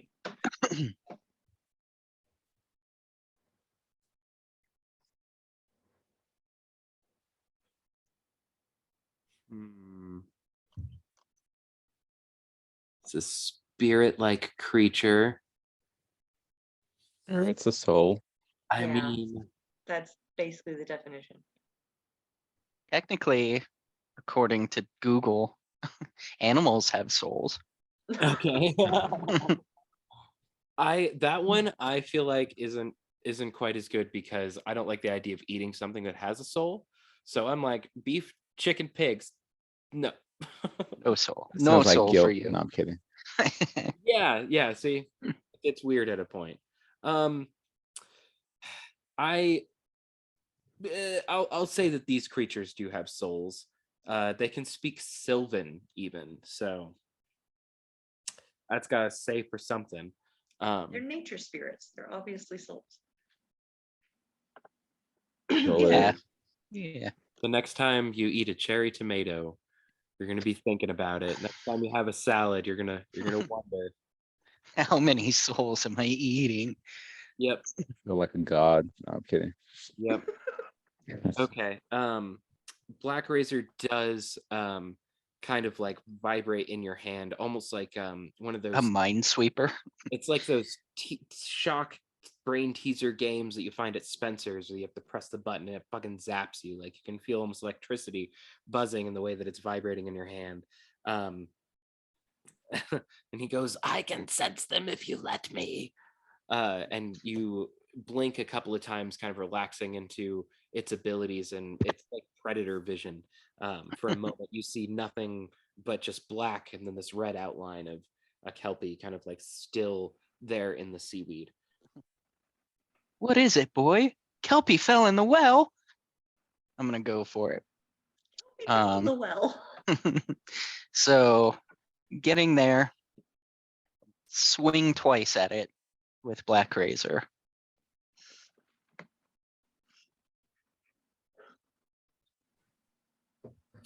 And I will miss both times. Did you roll with advantage?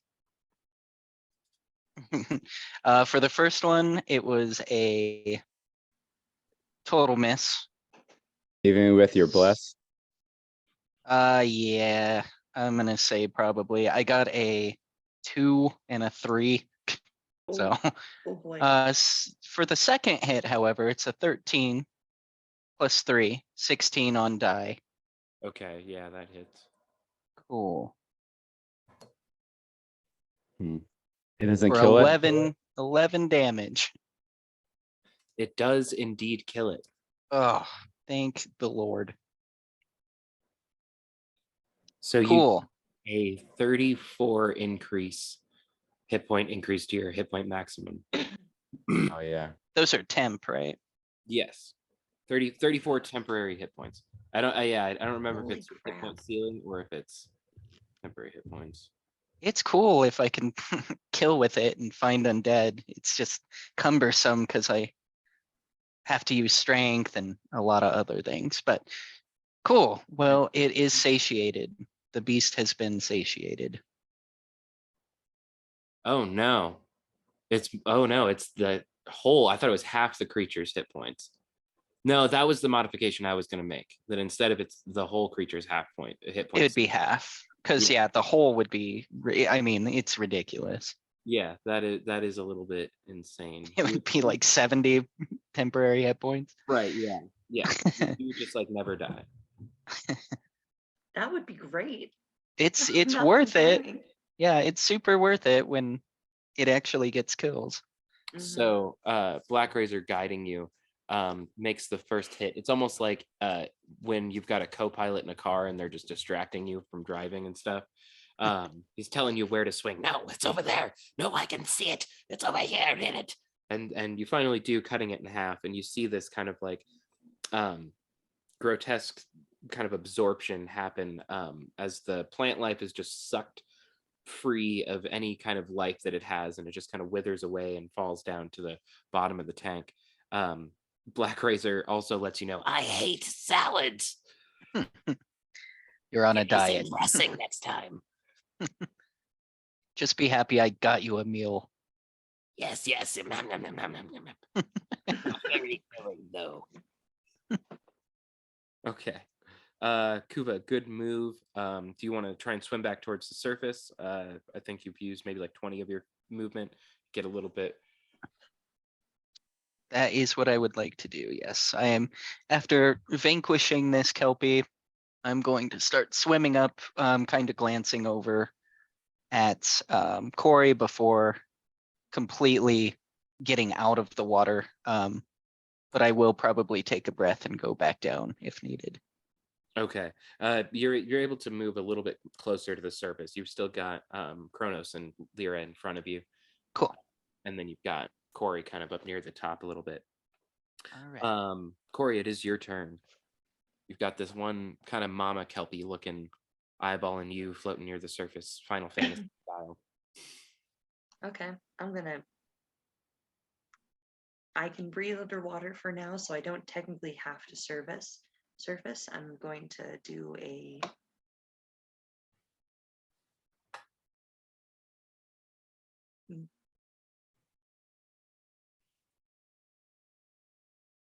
go with the second level branding smite and roll for both my hits.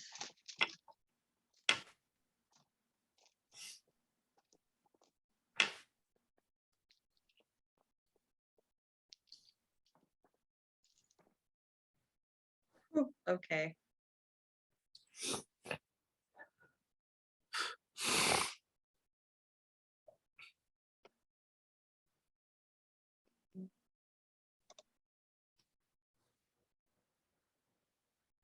First one's a 13.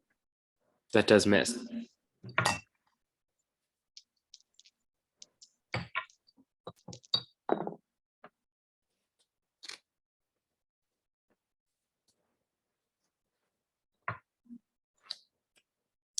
Second one's a dirty 20. That'll hit. Okay. Whatever happened to the dirty unicorn? I just haven't been using those dice much lately. I don't know. Everybody was saying it for a little while, and then we just kind of stopped. Lasted a couple of weeks in a row, I guess.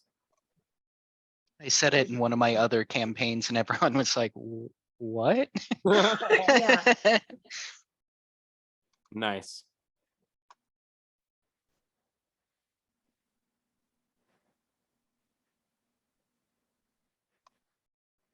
There it is. In 2d6.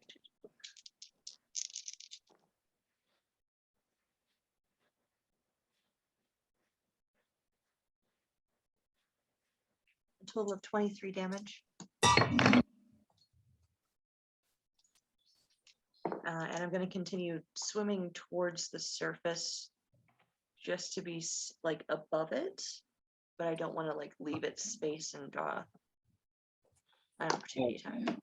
Go ahead and make a strength check to tread water to stay kind of where you're at with all of your armor on. The Featherfall spell not really affecting you as much, having like moved and been held up for a moment and all this stuff. That's another dirty 20. Okay. You are kicking with all of your might. It's like the swings are just kind of in between your arms, kind of flapping to hold yourself up. The shield is definitely helping, like a big wing just to kind of push a bunch of water underneath you and hold you up.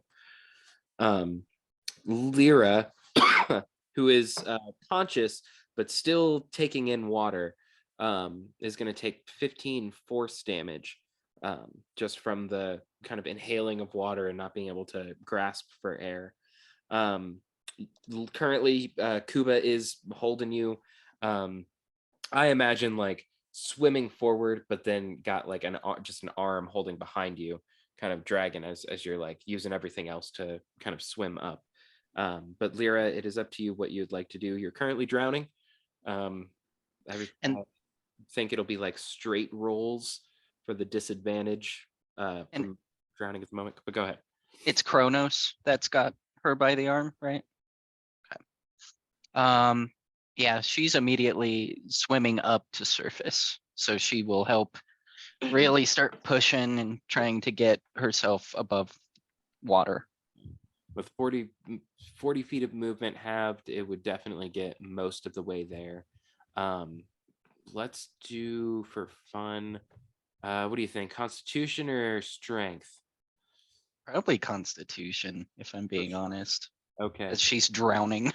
Yeah. Let's do a Constitution muscles. saving throw. 13.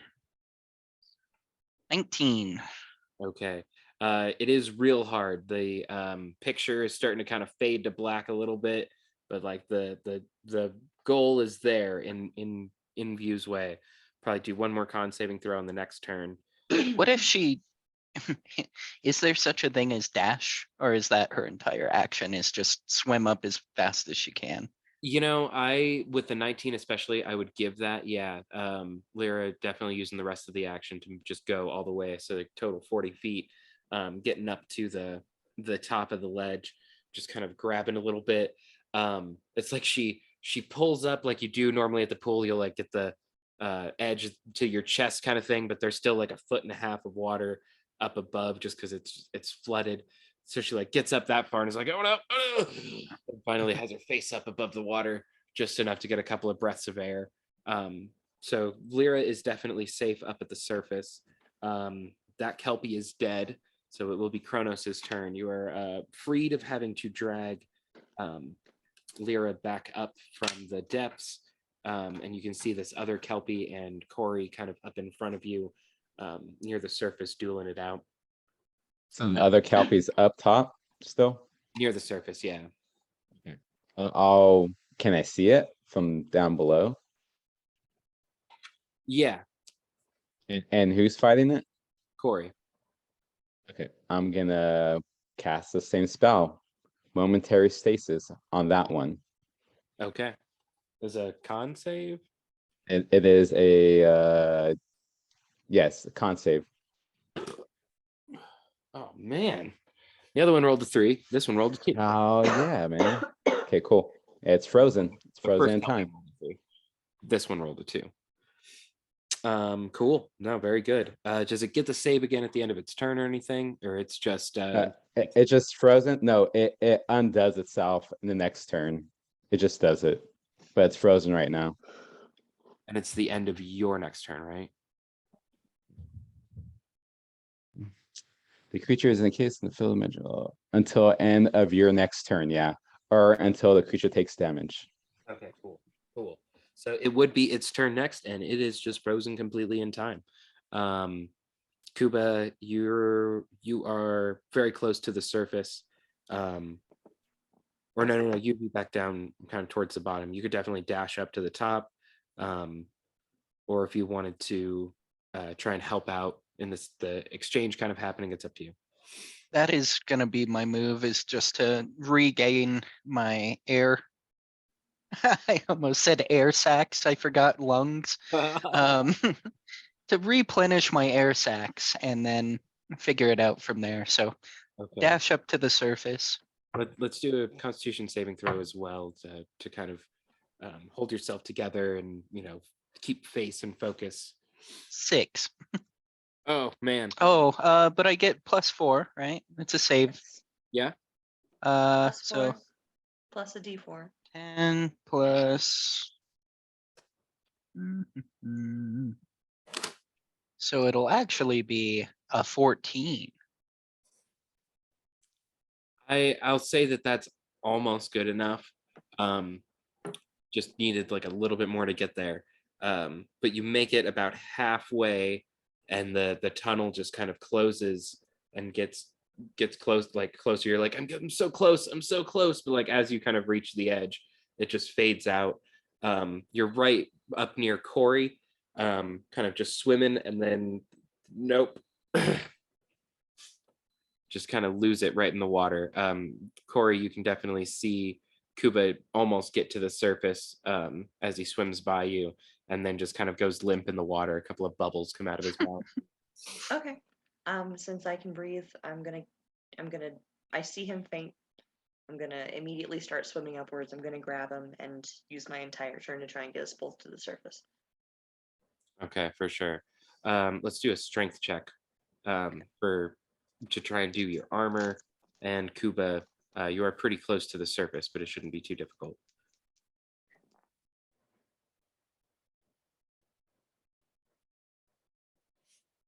Got a 19. Okay, I'll say that's good enough. So as you, you kind of leave the Kelpie, you see some of Kronos's magic kind of encompass it for a second, and the Kelpie just freezes. You assume that this is another one of Kronos's kind of artworks that he's just created out of nowhere. It's a Kelpie frozen in time underwater. And you see Kuba just stop after swimming by you. So you go over and grab him and pull him up to the surface. Definitely a little difficult with the way that the flooded dungeon just adds that extra bit of water. Getting him up on the ledge almost is enough. You have to push his head up. And then it doesn't seem like he starts breathing right away. You might have to do a little bit extra to kind of resuscitate him. Blood Racer will give me a kiss. What? I'm just gonna thump on your chest. Go ahead and do a medicine check to Okay. get the right amount of strength and tender care. Shatter my ribs. Yeah. I'm not that strong, hopefully, but I'm also not proficient with medicine. What kind of paladin are you? I'm kidding. I'm a paladin of Mistra.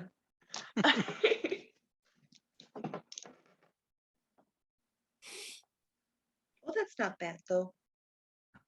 That's a 21. Oh yeah, okay. Almost out of like just adrenaline and sheer luck, you managed to get the right amount of pressure for a compression just to kick that last bit of water out of Koopa's chest. Koopa, you do take 10 force damage from the drowning and the kind of strike from your friend to kind of get things going again. But there is just a cough and like a kind of pain in your chest as you come back. You can hear Black Razor go, "You went dark there for a second. Don't do that." Why'd you get excited? I hate water. Okay. That would be Corey's turn. Lyra's good. Kronos, is there anything you would like to do? You guys are effectively out of combat for the moment. It would kind of be like right after Kronos's action that the Kelpie would get a save, or does it just become unfrozen? I could read it. Froze. Okay. Yeah. Okay. Until the end of your next turn. Okay, That's well, all it says. Yeah. Sure. Okay, so yeah, what would you like to do?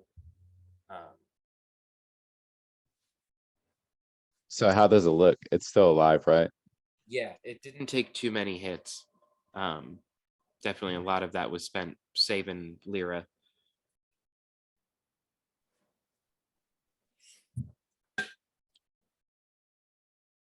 I'm still in the water too. Yes, you're probably like 20-ish feet from the surface. You've spent most of your time trying to get back up.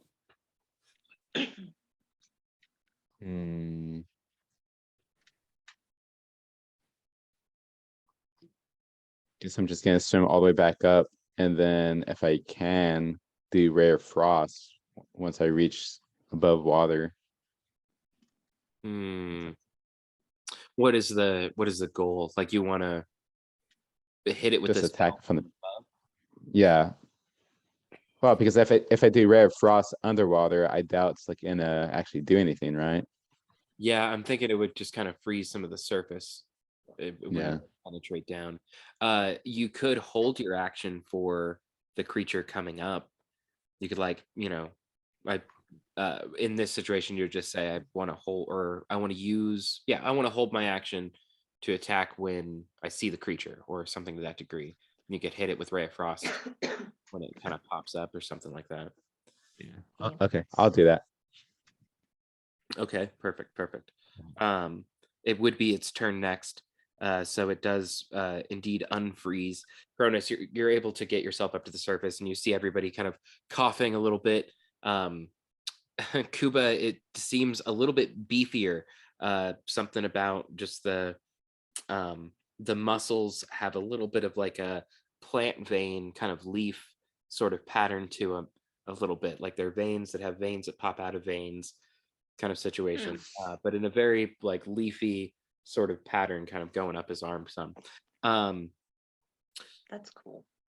The Kelpie does rise up out of the water, kind of seeking revenge. There's this kind of crazy shriek that comes out of it as it goes to attack you guys. Kronos, you can go ahead and do your Ray of Frost before it makes its attacks. On that 20, I got a 27. Oh shit. Okay. Yep. And then I got 24, so I'm gonna double that. So it'll be 48. It had 47 hit points. Nice. Oh shit. Wow, that was very That was clutch. a blast. Wow. Dude, That is awesome. That is fucking awesome. Turned it into an ice cube and then it disintegrated back into the waters of which it came. Yes. So the the Kelpie comes up from out of the water, going to attack. Kronos goes, and I don't think so, bitch. Hits it as it's like shrieking, coming at you guys. God, what is that movie? Oh fuck. There's a movie where somebody freezes something and it's like the ice is like pointing right at his face. Maybe I'm thinking of The Incredibles when Frozone hits the cops with ice, or the bank robbers with ice, and then the cop turns around and there's like that dude. Yeah. There's another one though that's even better, more like the situation of the Kelpie just kind of like coming at you guys. But it stops in its tracks and then just like slowly starts floating to the bottom, kind of bobbing a little bit as it goes down. Just more and more air bubbles blooping up to the surface. Fucking clutch. That was awesome. Do you guys want to do anything immediately? None of you guys are looking terrible, I think, hit point wise, but still took some hits. That was a good Doing job. okay. How are you guys doing? I am good. Really good. Yeah, really good. That was definitely you owned that combat. That was something That else. was a lot. Yeah, you had a lot of good rolls in there. You froze shit twice. We all got to the top. I didn't die and sink to the bottom. This is a cool. Hell yeah. The cool Plants fight, man. have souls. You So know we- what? Water spirits have souls because they are water spirits. That's right. Ordinary seaweed, I think we're fine. Yeah, that was the thing I wanted to avoid. I was like, you can't just hack down a bunch of seaweed or something, or like go cut a tree. I think that would be pretty dope. You just become like the best lumberjack ever. Oh, interesting. I looked up what it looked like. Yeah, it's based off of a Greek water spirit, I'm pretty sure. It is Cool not. looking. Kelpies are Celtic. Kelpies are from Okay, not Greek then. You know what? It Ireland, reminds me of Scotland. those. It reminds me of those seahorses that look like coral, that like almost do not look like a seahorse at all. That's what I think of. I could see that. Okay. Do you guys want to do a break? I know that kind of went a little longer. Was that doing a break than we normally do? Or even are you guys good for night? You know, keep going. We haven't gotten past this room technically yet, so there's definitely still more to do. I definitely need to step away from the computer for a few minutes, regardless what we're doing. Okay, cool. Let's take a break. We'll come back like 5 after the hour and see how we're feeling. Okay. See you Cool. guys soon. All right. Welcome back to White Plume Mountain.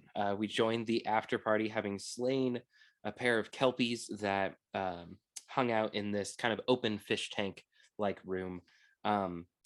Kronos, while you were down below, being the most adept to being underwater, you could definitely tell that it was a little cozy down there. If it weren't for the kelpies, it was kind of schwanky. Like it definitely was where the kelpies lived whenever there weren't adventurers coming through here. You couldn't quite make it out, but you felt like there might have been a door down there or some sort of extra chambers. Like it felt like that might have been the kelpies' living room, more or less. Can I dive back in and check? Yes. Let's have Kuba. Do you want to roll a d12 for me as Kronos? Kind of lets you guys know he's going to go check something out. And then Kuba, let me know what you get. D12. Rolled a 2. Cool. Nothing happens.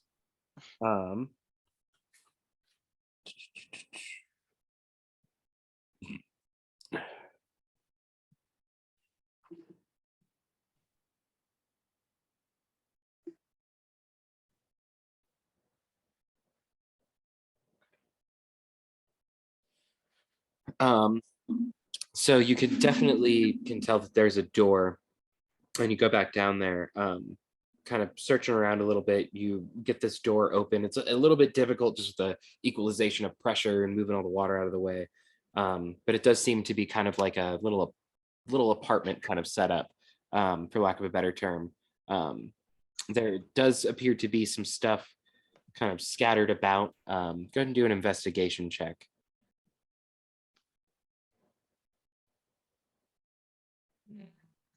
I'm gonna use the luck. I got a 9.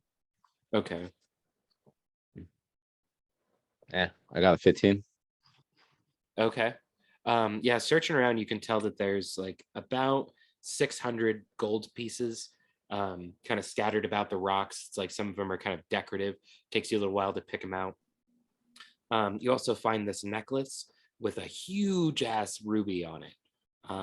You're not quite sure how much it's worth, but it is about a small child's fist size, like red gem. And then there's also a bit of chainmail you think might be magical. Sure. Because it hasn't rusted or hasn't tarnished or anything, being in the salty kelpy water. It definitely seems like it might be magical of some kind. Can I do a Arcana check as I'm down there looking at it? Yeah, sure. Oh, nice. I got 25. Oh wow. Yeah, it's definitely a +1 at least. It's got a little bit of that magical enchantment to it, so that it's just a little bit more durable and stronger. Nice. I'll take it all. Nice. Okay. You return to the surface, having plundered the kelpie's bit of treasure. While you're under there, you can definitely tell that the pathway isn't complete. Like you're not going to be able to get straight across to get through the room. But as you come up, you can relay whatever you like to the party about your findings or whatever.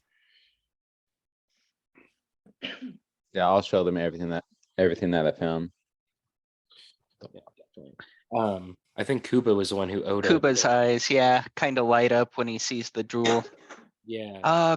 Kronos, if by chance I could have that for my debts, I would be happy to pay you gold for it if you'd like. That's fine. I'll just hand it to you. I take it and just out of nowhere it goes do do do do, and then I'll put it away in my bag. Nice. What'd you make? Go ahead and do a straight intelligence check, Kuba. Kronos, you can as well, to kind of get a rough value of what the jewelry might be worth. Oh God, I got a 7. I got 11. Okay. Can I Neither of try? you are really in. Base. Corey, you want to try? Yeah. Sure. Just- Yeah, just sure. Neither of you ridiculous. being like of material things and like spending a lot of time around this stuff. Kronos, you don't often use gems this big for your magic, so you don't really need it. Should use a lifeline and let the sword roll it. You guys Yeah, know, seriously. That was a you guys know it 17. was really valuable though. You guys know that Kelpie's kept it for a reason and stuff. What'd you get, Corey? I'm sorry. 17. Got a 17. Okay. You're pretty sure it's worth like a couple thousand gold, probably. It's a pretty hefty diamond, or sorry, ruby. Pretty hefty gem. Nice. Very cool. It's also got a lot of like really gaudy silver on it. Like there's definitely, the whole chain is, worth probably 50 silver itself, like just because of all of the extra stuff on it. And that definitely attributes to the value of the gem. Maybe we'll find a smaller, more reasonable gem, but at least I have one if need be. And it's mighty pretty. You ever stop and wonder like what this jewelry actually looks like? Like holy shit. Yeah, it's got to be some crazy like kings and queens kind of jewelry. And we just got it in our back pocket. Yeah, stole it from some seaweed people. Yep. Okay. So how are you guys wanting to traverse this room? So it's not connected? It definitely doesn't go straight across, and all of you guys would know this from like having been in the water at least. You can tell there is no pathway going right from one door to the other.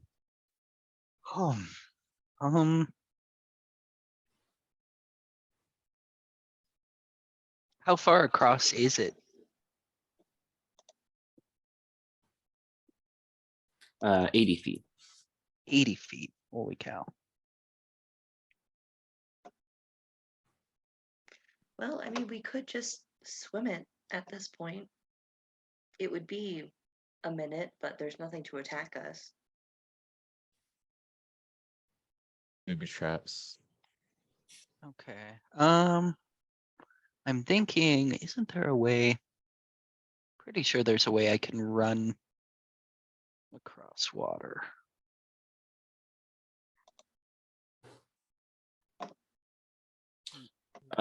Corey, could you roll a d12? Let me know what you get.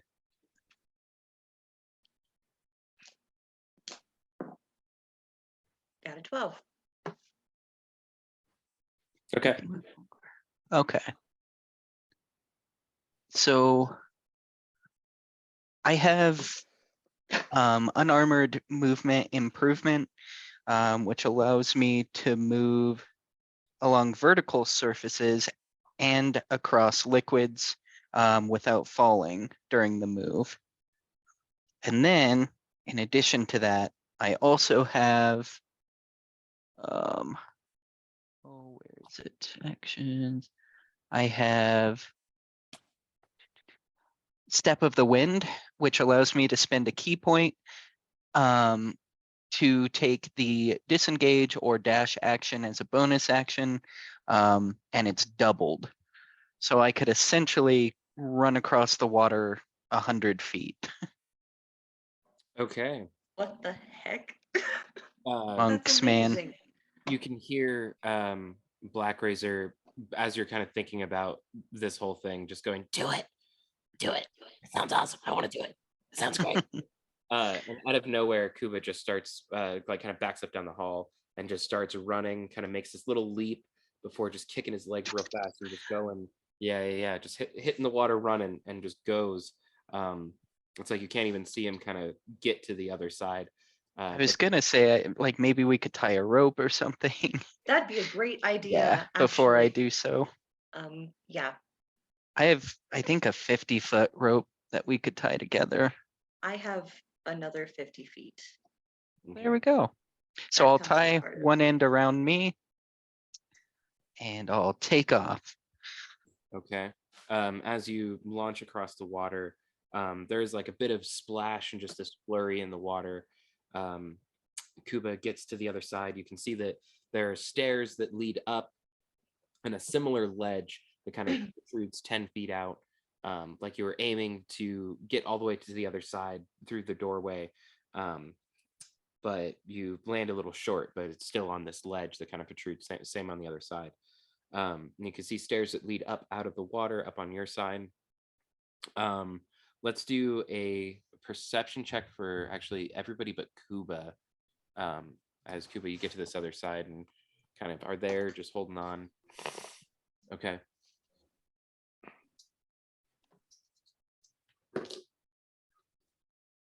It was perception. Yes. Got a 19. 17. And Lyra got a perception 5. She got a 7.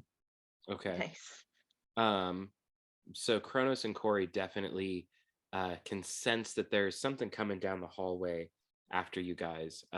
It's a very familiar sound of the sloshing of footsteps through the water coming towards you guys. It's definitely out of the distance of the black from Corey's light spell. Does that require concentration? You'd probably have to cast it again because it went out when you passed out. Light. 1 action, touch. It just says duration 1 hour. Attack Ooh. save. Yeah.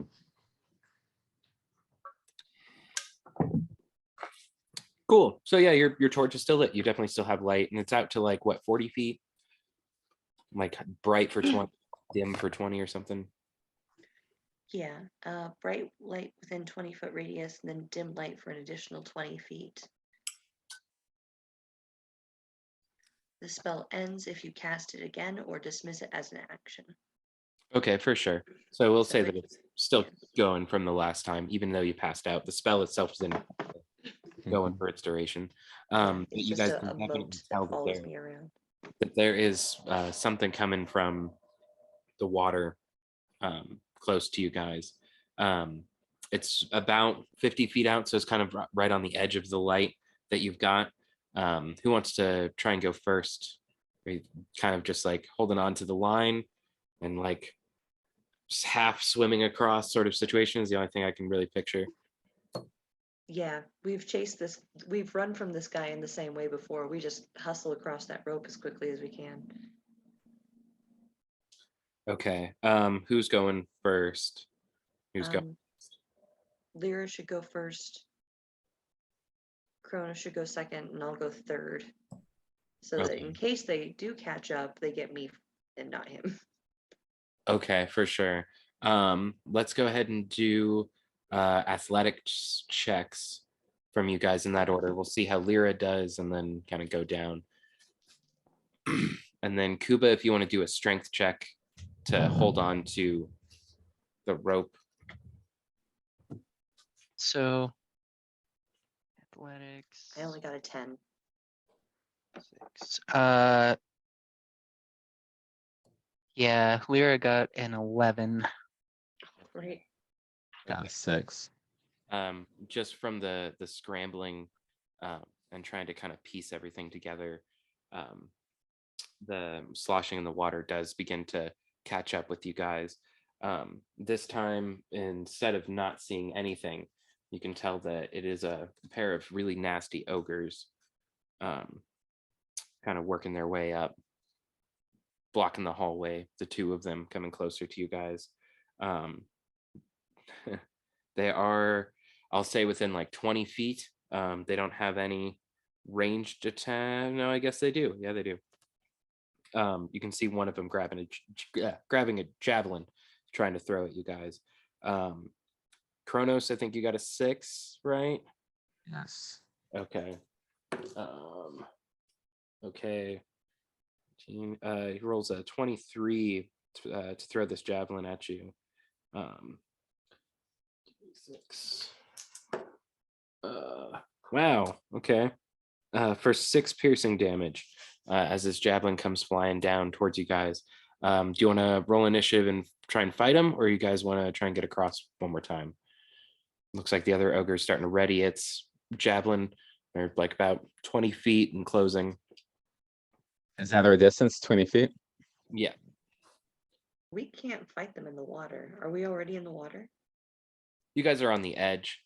I'll say that it was just with the scrambling to kind of figure out who was going first and everything. Nobody like was in the middle of the water or anything like that.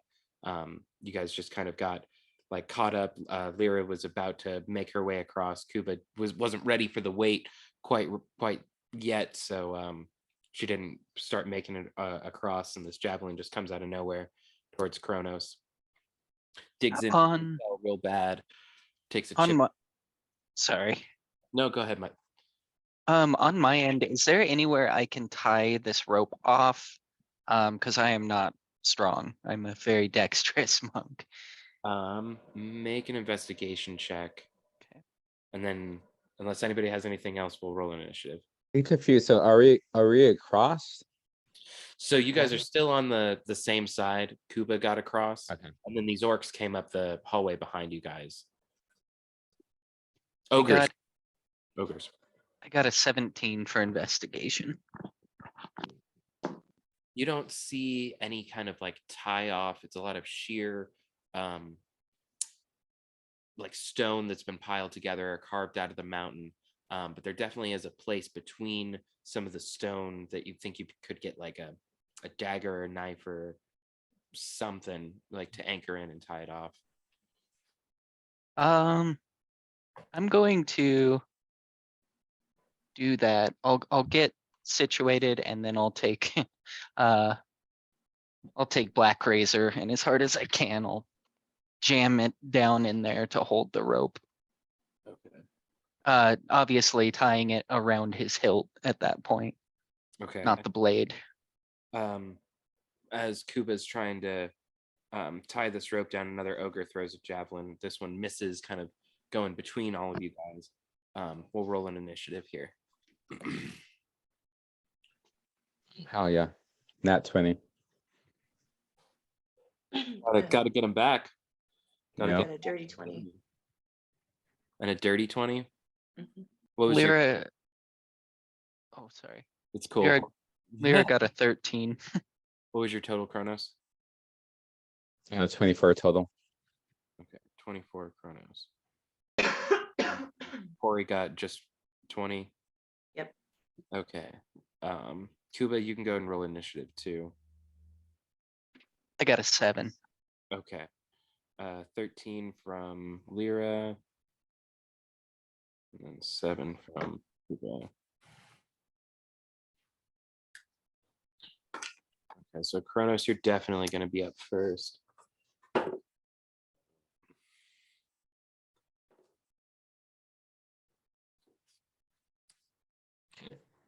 I see what happened. I kind of get nipped with the javelin.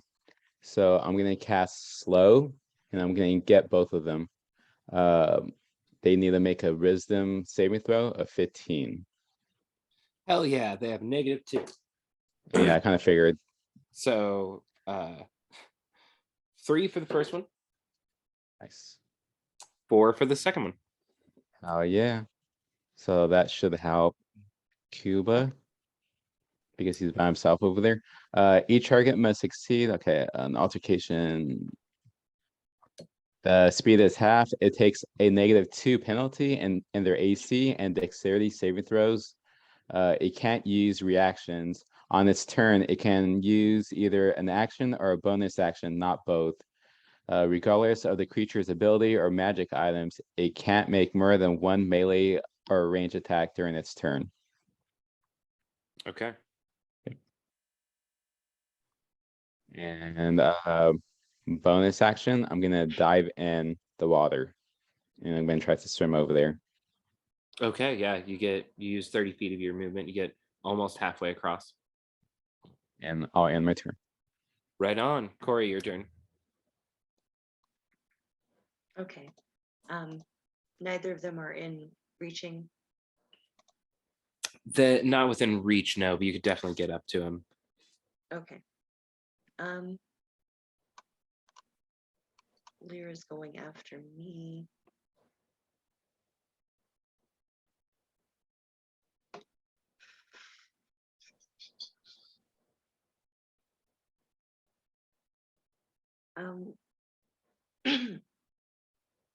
Does Lyra go after me?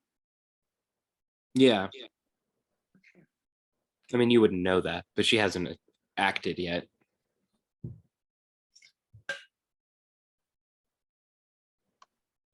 Gonna use a sorcery point. Back over here. And I'm gonna use a sorcery point to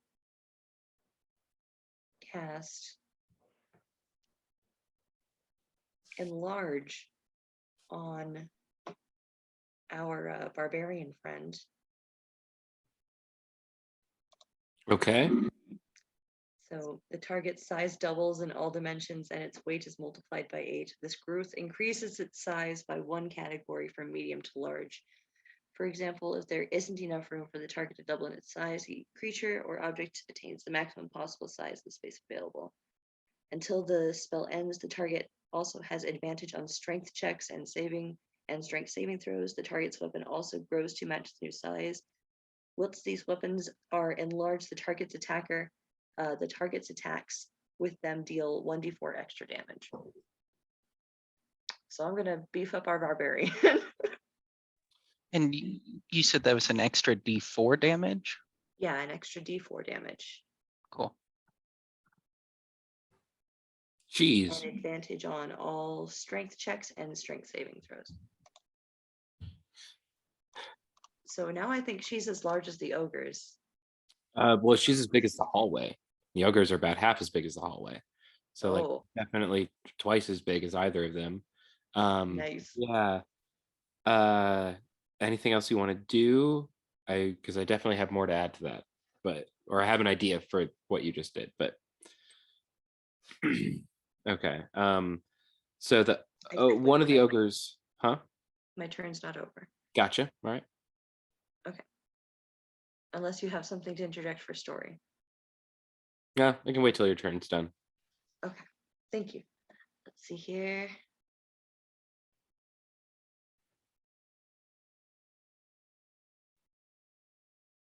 Then I am going to do my normal action. Or cast 2 spells.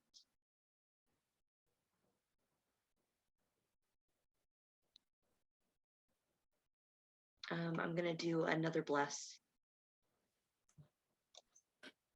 But just at first level this time. And since me and Lyra are the only ones still on the ledge, it'll just be me and her. Unless Kronos, are you within 30 feet? Move 30 feet, so would it be yeah? Like just at the edge of my range? Okay, Guess I that's should up be to able to hit DM, you then. yeah. Yeah. So your bless is renewed. And that will end my turn. Okay. The first ogre has its turn. It's gonna make a charisma save, I think. I feel like for intimidation on this thing just getting so big so quick. Okay, well that was really high roll. Okay, so it's gonna throw a javelin at Lyra because it's the only thing in the hallway anymore. Does the enlarge do anything for the AC? No, it doesn't change anything about AC, but she is still within 5 feet of me, so you have to roll a disadvantage. Okay, so that was a 14 on die. That was a 15. Okay, cool. 21 for the javelin. That'll hit. Um, 13 points of piercing damage. How which, is she looking? not bad, honestly. Okay. He Uh, is built like barbarian. just now below half. Okay. But she's quite beefy still, and even mightier, kind of standing strong. It will be Lyra's turn. Let's try a intimidate. An intimidation check from Lyra. See kind of how well that goes off. That might be pretty good. 15, 19. Okay. And then we'll see how the other ogre does. Well, okay, natural 20. Okay, so they're both still standing strong against what just happened. I mean, they're kind of sent out to die anyway, but definitely has an effect on them a little bit. It is Lyra's turn. Go ahead and smashy smash on these ogres. Yeah, as she rages, she'll point and say, "Oh, crush your bones!" And then do a couple swings. So 17 on the first die, 10, and you said +4, right? 1d4 plus 1d4. Ah, okay. So 17 on the first hit, 13 on the second hit.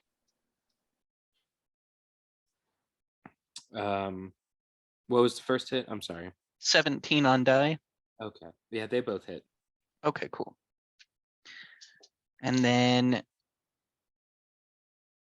I'll roll both her attacks, and you said with attacks, because of my size, I add how much? 1d4 damage D4 damage. Cool. to each hit. Let me just roll all that at once. Because your weapon also gets bigger and Ooh. it does more damage. Okay. So we've got 8, 17, 18. For 23 damage. Okay. as she cleaves twice. And if you want to add another rage slot. Okay. Yeah, definitely. The sword is almost comic, or the great axe is almost comically small in the hands, but definitely does significant damage to the most upfront ogre, um, as she kind of just fills the hallway going down towards them. Kuba, you can definitely hear some action going on at the top of the stairs. A little bit of shuffling coming towards you as well. Um, there are two arrows that kind of shoot from the top of the stairs down at you. And I think you can do something about it, I but sure can. As a, let's see, a reaction. To go. There it is. As a reaction, I can deflect missile. So I can use my reaction to catch the missile if I were hit by it. When doing so, I reduce that to 0 unless it exceeds a D10 plus 12. And if I have a free hand, I can spend a key point to hurl it back at him. okay. Very So nice. so I rolled a 15 and a 19 on die for a total of 19 and 24 to hit. Both of those would hit, yes. So are you able to catch both of them? I think I can only catch one. It says catch. Yeah, catch the missile. So I can catch one of them. Okay. Are you going to try and throw it back? Yeah. Okay. Because that's so cool. So for the hell did my D8s go? For the one that does hit, it does 8 points of piercing damage. Okay.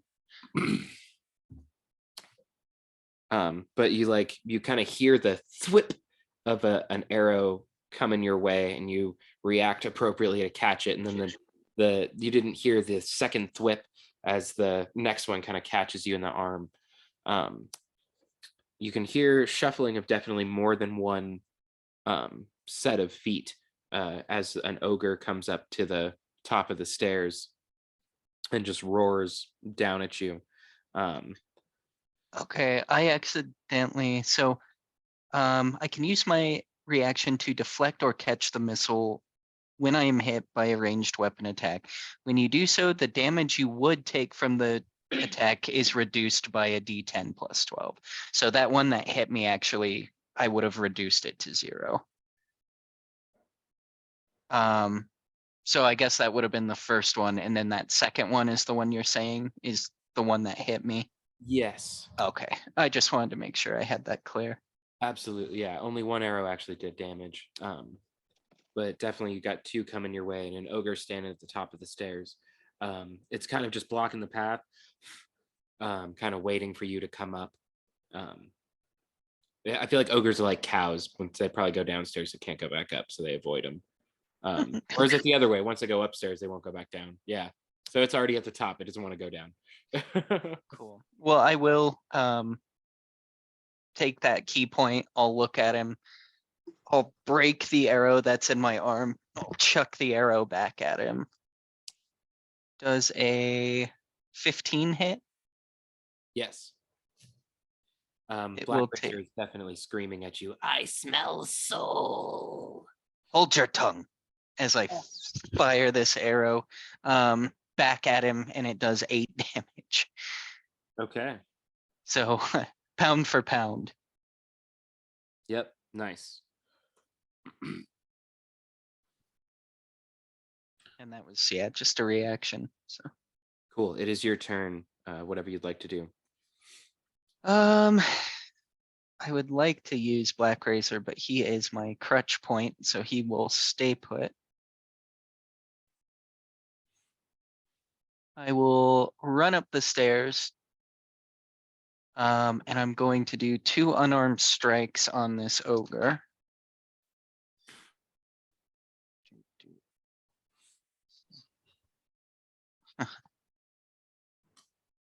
I got a 1 and an 18 for my attacks.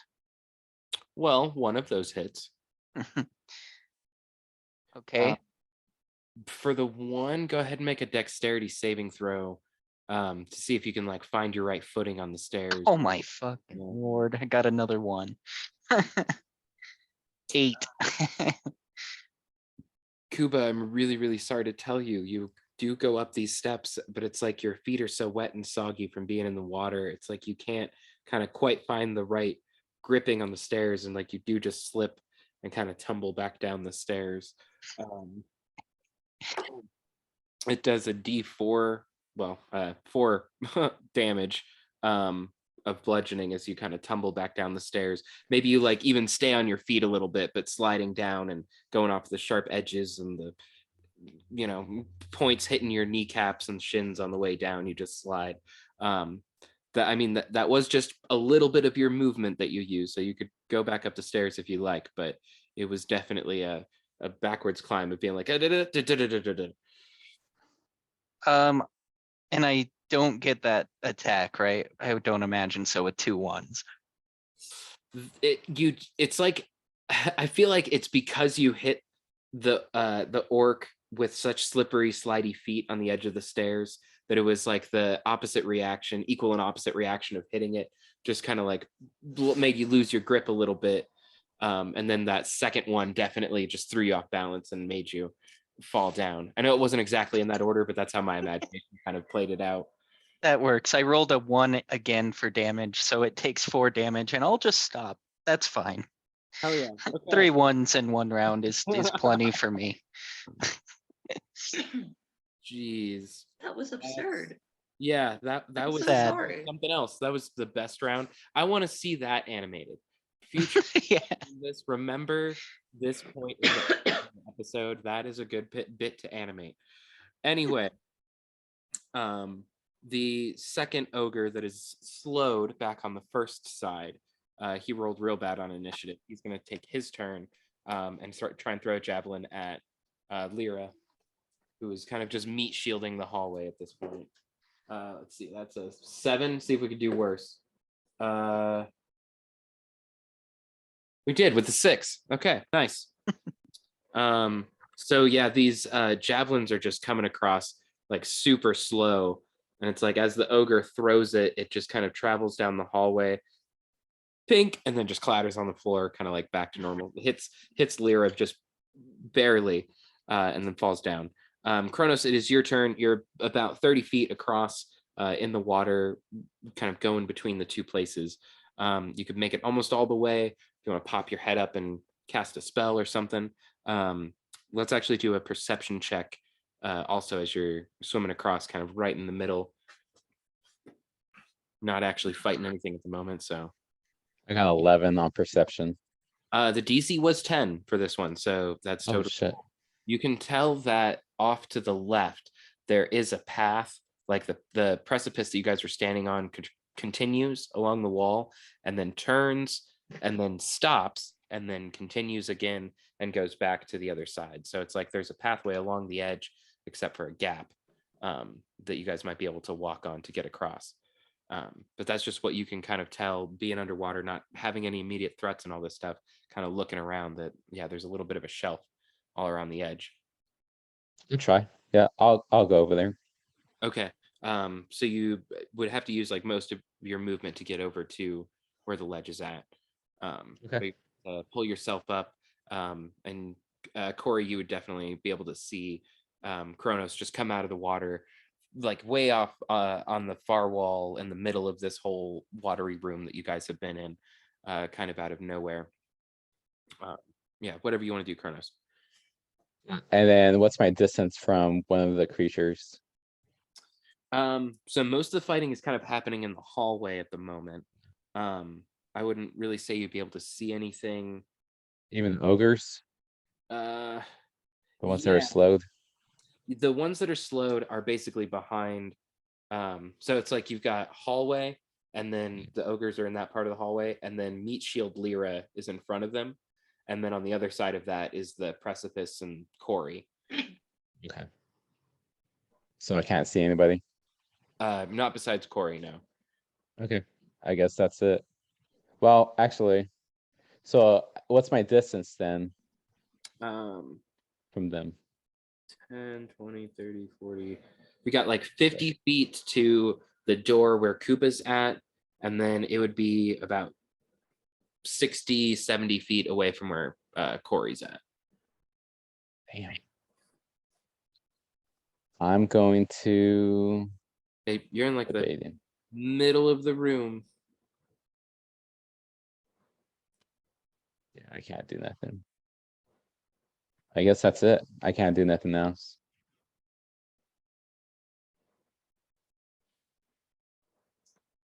Okay. Cool. Corey, it's your turn. Well, I should probably. Is there anything that you want to communicate to Corey, or even shout out to the party? Maybe they could hear you. I'm pretty sure they can see me because I'm freaking huge. But yeah, It is there's really nothing. It Huh? is kind of obvious. Yeah, it is definitely a little bit obvious that Kronos has found some purchase in the middle of the room, especially to you, Corey. Yeah, I think that'll be it. Okay.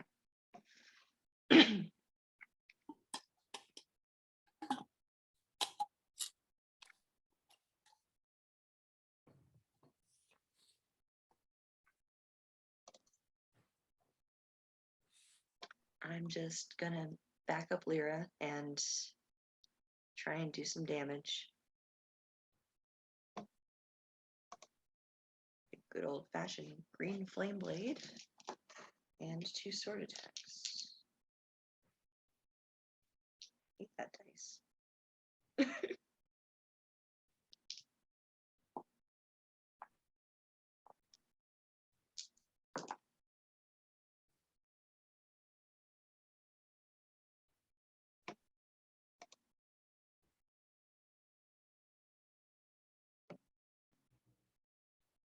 First one's a 15.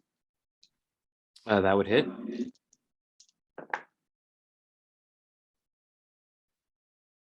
Okay, I know it's a really blurry picture, but I did send a picture to the chat for what this room looks like, just to kind of clear anything up, since you guys have kind of discovered it completely now.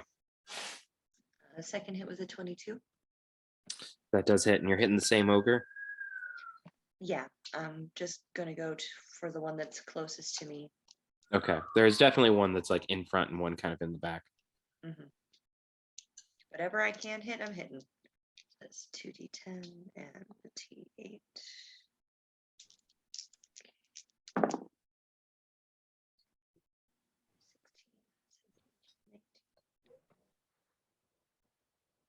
Between both attacks, that is 26 slashing damage and 1 fire damage. Nice. So 27 damage. Okay, ogre is not looking too good. Definitely been torn up a little bit so far. All right, it's going to be his turn. He's going to just try and swing the great club at you, Corey. Wow, no, he's not. Damn, 3 and then a 19. That was one attack at disadvantage. So it's going to be Lyra's turn. All right, she's making 2 slashes again. 17 on die. Where are you? Oh, I forgot to roll a d8 plus 4 for the second ogre, since he's within 5 feet of the first one. Green Flame Blade does that. That Well, is true. Yeah. Damage jumps. Well, how much damage do you roll on the last one? I rolled 1. Out of a the- D8 plus 4. Yeah, so 5. I rolled a 1 on 1 on die, so for a total of 5. Okay. Nice. Okay. So 2 attacks. First one is 17. Second one is 14. Those will both hit. Cool. And then Okay, you're doing the same ogre, just the one in front, not really trying to get the one back. for now, yeah, she's just cleaving through these ogres. All right. For sake of just math, go ahead and roll the attacks separately for their damage because it might make a difference. Okay. So first attack is going to be 11. On damage? Yeah. Okay, so that first attack does kill the ogre. Cool. So slicing through it, it's almost like the great axe slices through it and she grabs like into the viscera, just rips it apart, and then swings again at that second one for that second hit. That was 19 damage. Nice.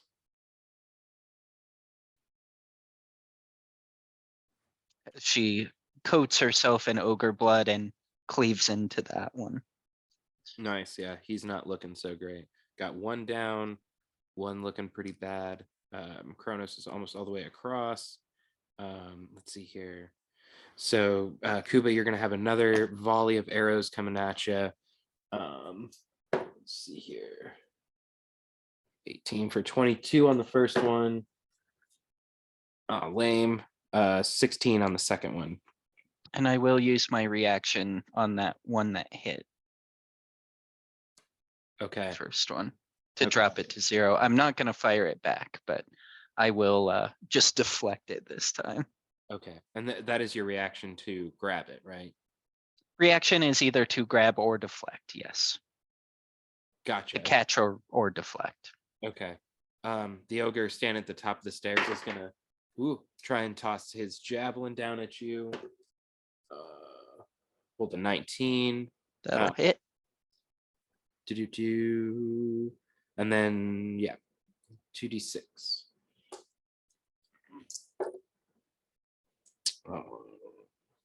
For 11 piercing damage. All right. And then it's your turn. I'm gonna run up the stairs and try this whole thing again like it never happened. So 2 unarmed attacks. First one, it's a 12. That does hit. Oh, thank goodness. And a 16. Okay. Yep, that does hit. So with those two, You can being at the top of the stairs, you can tell that down the hall is a right or a white. Sorry, white. There's no R in there. It's kind of a ghostly looking soldier. Nope, that's not gonna work. Doesn't help.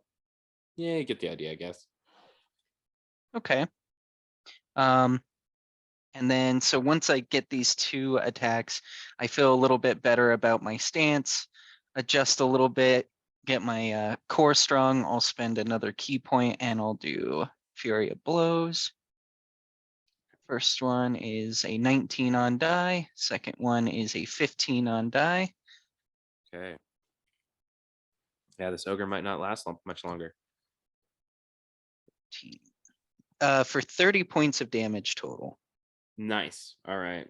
Yeah, this ogre just takes a kind of a beating after laughing at you a little bit from your failed blows earlier. That's fair. You can almost hear Black Razor calling to you, "Save me some soul." Okay. And then the remaining ogre on the slowed side is gonna try and attack Corey because you come into the fray. 10. Hey, I rolled 10 both times for a total of 16, which doesn't even matter. Totally could have hit Lyra though. That's its turn. We're gonna be back at the top with Kronos. Okay, I'm gonna try to run along, get closer over there. Okay. Yeah, so it's about a 50-foot ledge. You're able to get most of the way over to where Kuba is at. You're about 20 feet away, kind of around the corner. It's just a huge room. Okay. With that 20 feet, I'm gonna use my bonus action and use Misty Step then to get all the way across. Okay.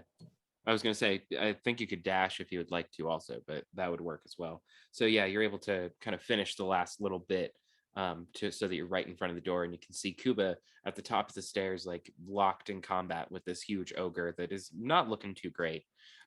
He's got his sword plunged into the wall with a rope tied around it that nobody's really holding on to on the other side anymore. But yeah, you're able to see the ogre that he's fighting there at the top.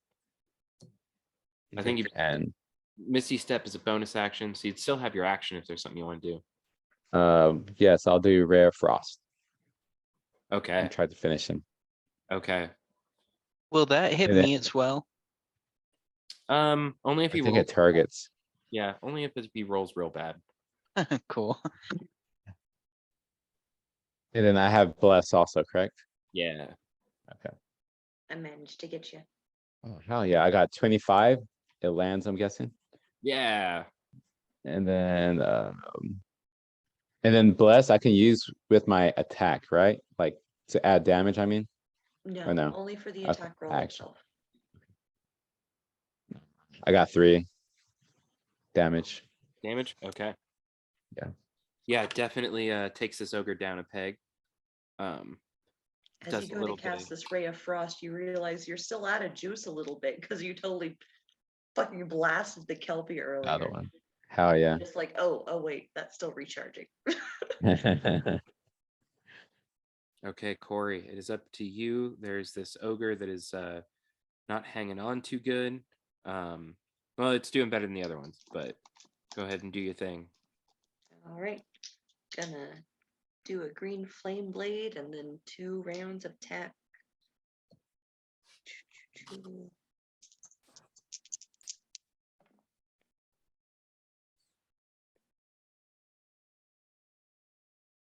$19 on the first one.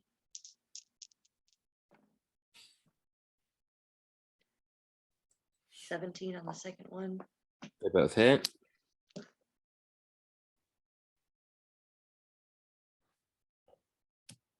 $2d10 and a d8.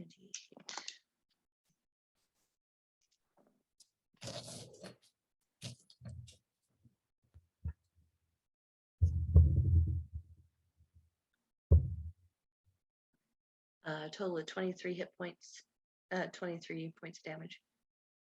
Okay.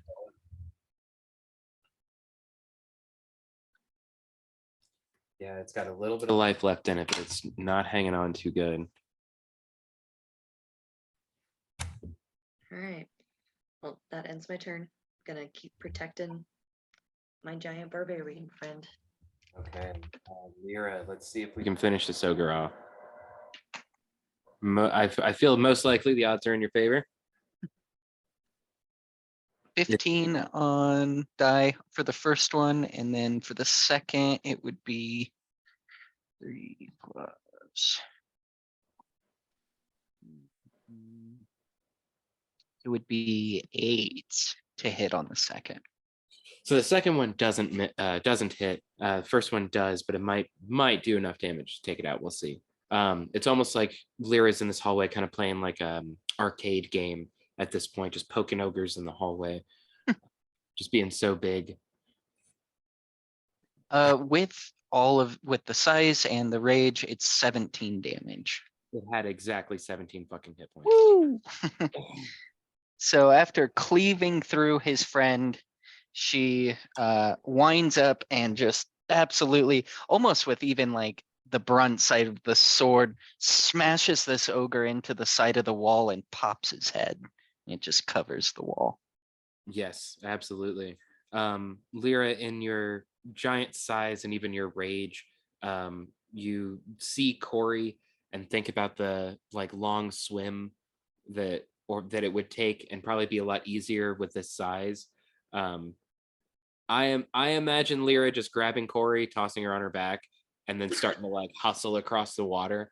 I guess, up to you how you really want to play the end of your turn, but I feel like that would kind of be the funniest for the story. That makes perfect sense. And I imagine she has a voice in her head that's telling her like, yeah, just put her on your back. Just get across that water. You got this. He It's sucks at Michael. swimming. Just do it. It's Michael Phelps's voice just going, don't quit. You can do it. Keep pushing. Go on. Michael Phelps. Yeah, he's in the mix, you know. Every now and then. It's like radio signals coming through. Anyway, we're back at the top with Kronos. Or no. Did I just a whole bunch of people? It was Corey. Lyra went, and then the ogres that are fighting with Kuba. Okay. So this ogre is going to try and hit you with its great club, and then the right is going to do its thing. See here, that says fucking 12. No. Yeah, no. The right though begins to move up to you and has a long sword in its hand, but in the other hand is just this kind of decrepit bony claw that reaches out and it tries to grab at you for a dirty 20. That'll hit. I would like to react to that. The chrono shift, make him re-roll again.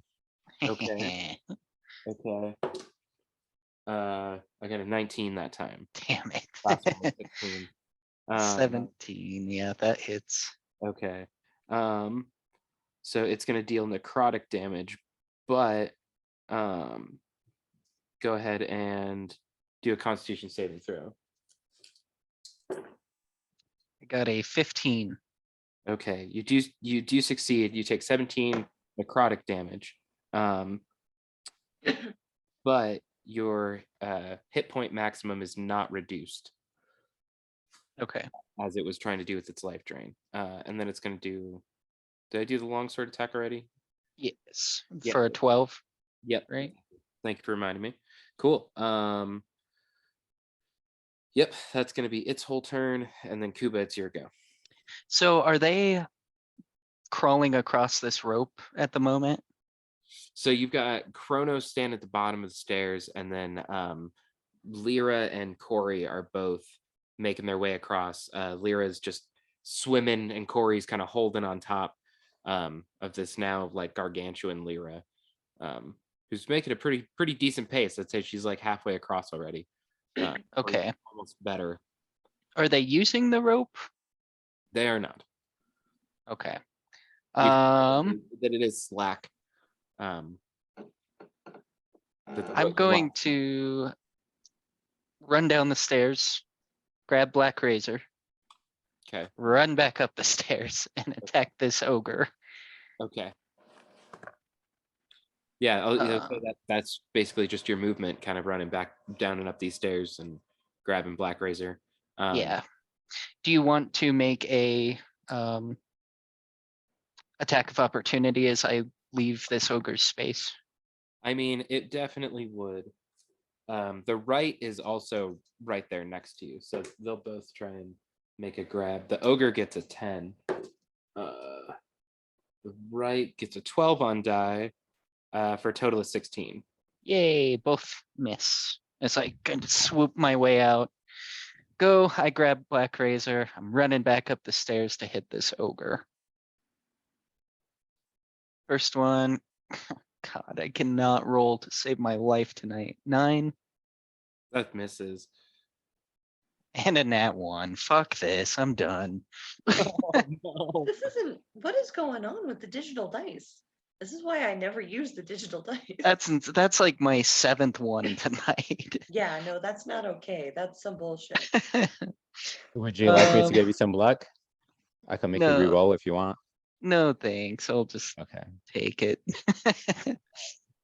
What happens if you attack an undead?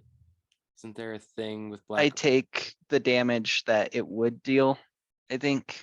Okay. Let's see. Because I'm thinking of it with the right so close to the ogre, it's like your backhand attack kind of clipped this fucking right that was next to you and would have done some slashing damage to it. If you hit an undead with this weapon, you take 1d10. It's D10. Yeah. So And let it me do that. regains 1d10. hit points. Yeah. But it hasn't taken a hit, so let me roll that D10. D10. 6. Okay. It's like the buzzing that Black Razor had underwater before is just a little bit stronger. And it's like it electrifies you for a second. You can feel the tingles and the sharp pinpricks in your hand. With that, I am going to. So after that debacle, I'll take a step back and actually close my eyes in front of these two foes, and I'll use Wholeness of Body, which allows me to gain 27 hit points once per long rest, because I need it now. Okay, that'll be my turn. For sure. Kronos, we're back at the top with you. Go ahead and do an insight check. So close. 12.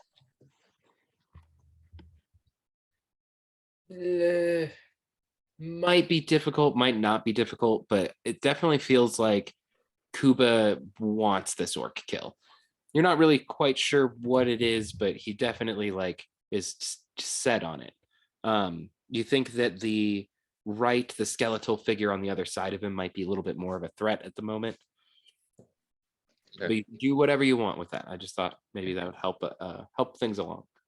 I got you. Okay, I'll shoot the skeleton with Rare Frost. Okay, for sure. Oh God. And then I could use Bless. 11. 13. Does that even hit? That just misses. Damn, man. Wait, do I have luck? I got 1 luck. I'm gonna re-roll my 11.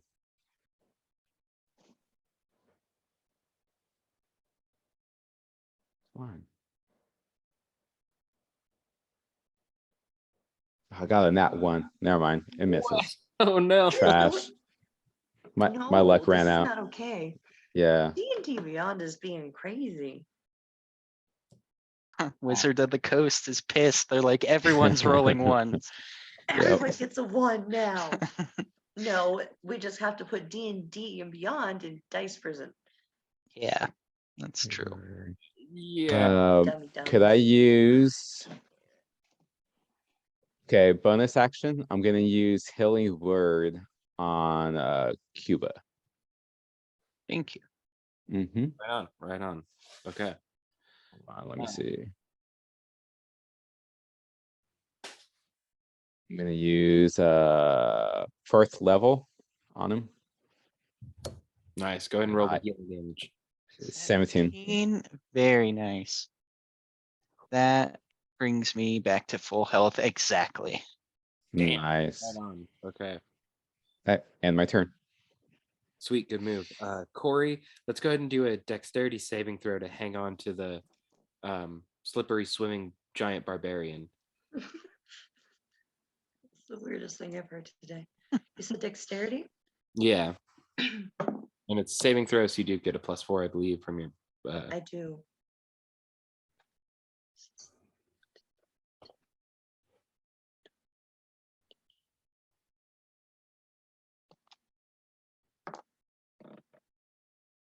Total of 17. Okay, yeah, I feel like that's good enough. You hang on pretty well. You feel like Lyra's making good speed. She's going to get there pretty quickly. If you want to take your action for anything to get to the other side.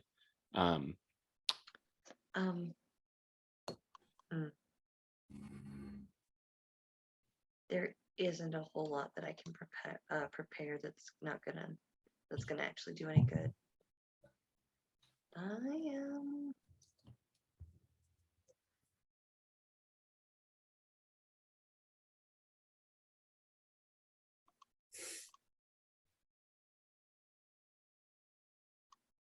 I'm gonna hold action. Well, I guess I'm moving, so I can't really hold an action. I just have to wait till I get there. Yeah. Okay. Yeah, I can't do anything this turn then. I'm just gonna wait till I'm on the other side of the next turn. Okay. Lyra, I imagine whatever you want to do. You are just charging along, you've got Corey on your back, you're about halfway across. You feel like you can make it the rest of the way. Yeah, we're gonna do a swim dash try our best to get all the way across there. Okay. That it wouldn't need to take the dash, because she's got 40 feet of movement. You'd be able to get the other rest of the way just by swimming and trudging across. So you would have your action still getting across on the other side. Cool. So as we get across, she just has the great axe, huh? Is it big enough for her to get up there and swing at the right?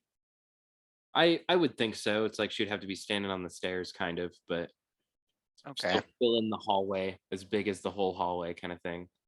She'll take her 2 swings at this right. Okay. It's a white. It's a Oh. white. I keep doing that too. I keep putting an It's a R. in white. there. Yeah. First one will be a, was it +8 to hit? Yeah, those both.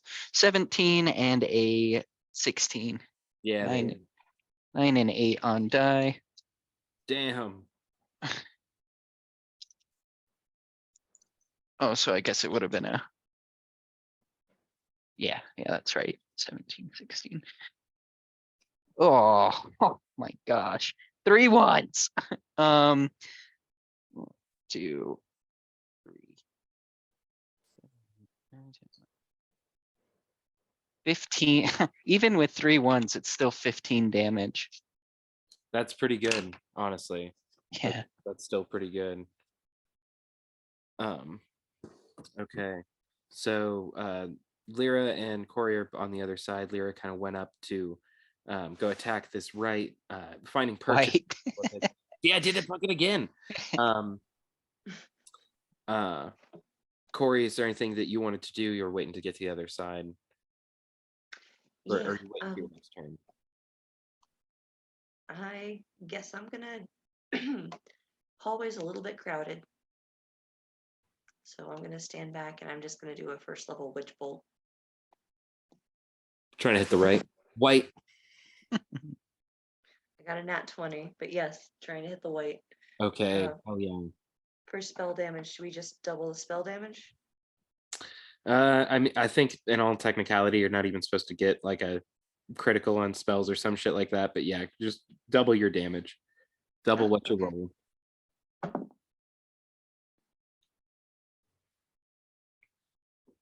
It's a total of 16 damage. Okay. It's definitely taking it down a good couple of pegs. It's not looking so great. I'm gonna stand at the bottom of the stairs and maintain concentration on witch bolt, so that I don't have to roll to hit next time. I just have to roll damage. Okay. Okay. Awesome. See the ogre on the right have their white have their turns, and they're just gonna kind of focus on Kuba. Ogre's going with the great club that it hasn't hit with so far, and it still won't. That's in 14. No. Okay, and then the white is gonna try its life drain again. Well, that's better. 22, and then do a Constitution saving throw. Con save. There's a good roll. 21. Nice. Yeah, you do save. It does 8 necrotic damage, but doesn't reduce your hit points. And then the long sword, that's an 18. Okay. Total of 22. Yep. Okay, and then that one just does D8. D8. Blah. I think that's 5. Yeah. For 9 slashing damage. And then it's going to be your turn. All right. 2 swings with Black Razor on the ogre. Get it. This guy. I have a good feeling about this one. An 8 and a 10 To hit? to hit. I rolled a 7 and a 5. Use some real die, man. For the Please love just- of, for the love Please of the just roll clickety some real clacks. dice. Yeah, it's Yeah. pretty awful. For the love of the clickety clacks, roll some real die. And if they don't do well, then you know what? Black Razor just fights against you even when you're trying to do what it wants. The real die were a lot better. So Oh, I'll do that. Okay, what'd you get? I got a 16 and an 18. Yeah, totally. That's way better. Cool. Thank you. I'm so Yeah. upset. 8.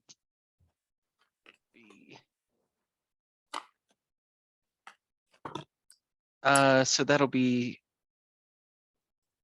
15 damage.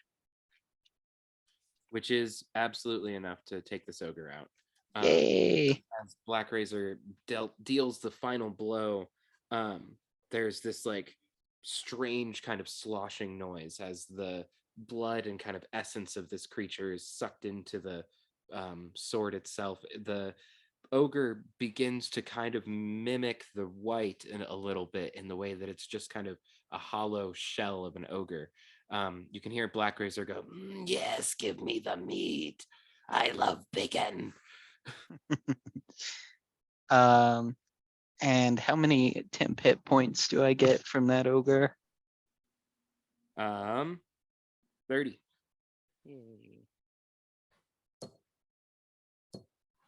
Cool. That feels redeeming. Nice. Okay, there's this white next to you guys still, or next to you, Kuba. Is there anything you want to do about it? I am getting out of the way. So I will use whichever one allows me Step of the Wind to disengage as a bonus action so I don't get hit by it. Nice. All right. So Running down That the cover was stairs. nice. yeah, Kuba backs away. We're back at the top with Kronos. You've got Lyra and this white at the top of the stairs, kind of duking it out. Corey's got a witch bolt on it, and Kuba's kind of rejoined you guys at the bottom of the stairs. Can I see that white? It's a little hard to make out between, the sides of the wall and Lyra, but yeah, you're able to see it. Do I need to close in on the distance at least, and then will I be able to hit it? Only if you're trying to do a melee attack. Yeah, you just have to get closer to it. Oh, okay. Now I'm gonna do rare frost. All right. Okay. Try again. Nice. It was almost a nat 20. I got a 26. On Okay. die. 6 on damage. Okay, not bad. It's still standing, but it's definitely looking a lot worse for wear. Corey, it's your go. Do you want to go ahead and do damage for Witch Bolt? It's just 1d12. Hey, max damage. 12 damage. Nice. Yeah, the remaining Witch Bolt energy does just kind of crumble this white. It's just a pile of bones and bit of rotted flesh and hair. You guys are out of combat. Good job on that one, I think.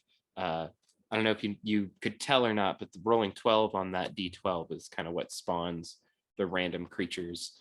Oh no, he's gone. Oh, I thought it was me. no, you guys are gone. Wait a minute. You're back. It's because I was breaking the fourth wall, telling you about the functions of the and everything. Reality broke, and it was like, nope, can't do that. Okay, so you guys are across the way. You are right at these stairs that do lead up out of the water, kind of similar to the other dungeon that you guys are in. Just past the top of the stairs, there's a doorway to your right, and then a long hallway with a very, very big doorway in front of you guys. We will probably pick up there next week. Yeah, good job, guys. Oh yeah. Ooh. Like the Kelpies, I was a little worried were going to be a little intense because they just drown you. They just straight up drown you and basically turn the kind of fight from, oh, we're fighting Kelpies to we're having to rescue our friends, which I think makes for some pretty fun epic moments. That was pretty cool, you guys diving down and stuff, trying to kind of get to them. And then when you rolled the D12, I almost used the invisible stalkers again, but it was like, then we're gonna have that soul argument. So because I I mean, feel like there are definitely lots of things that are invisible that have souls. Except you're never right. mind. You're right. Yeah, I mean, in the D&D worlds. universe, like okay, things and can just disappear. here's the thing about the invisible stalker. It's an elemental. Oh, then it absolutely has a soul. Okay. Okay. I don't know. I just thought the ogre was going to be a little bit more clear of a soul kind of thing. Fuck. What was it? Okay, no, I'll just do that next time. But yeah, good game, guys. If you have any questions throughout the week, let me know. But we'll plan for next week about the same time. All Sure. right. Sounds good. See you Thanks, guys next week. See Have a ya. good one, guys.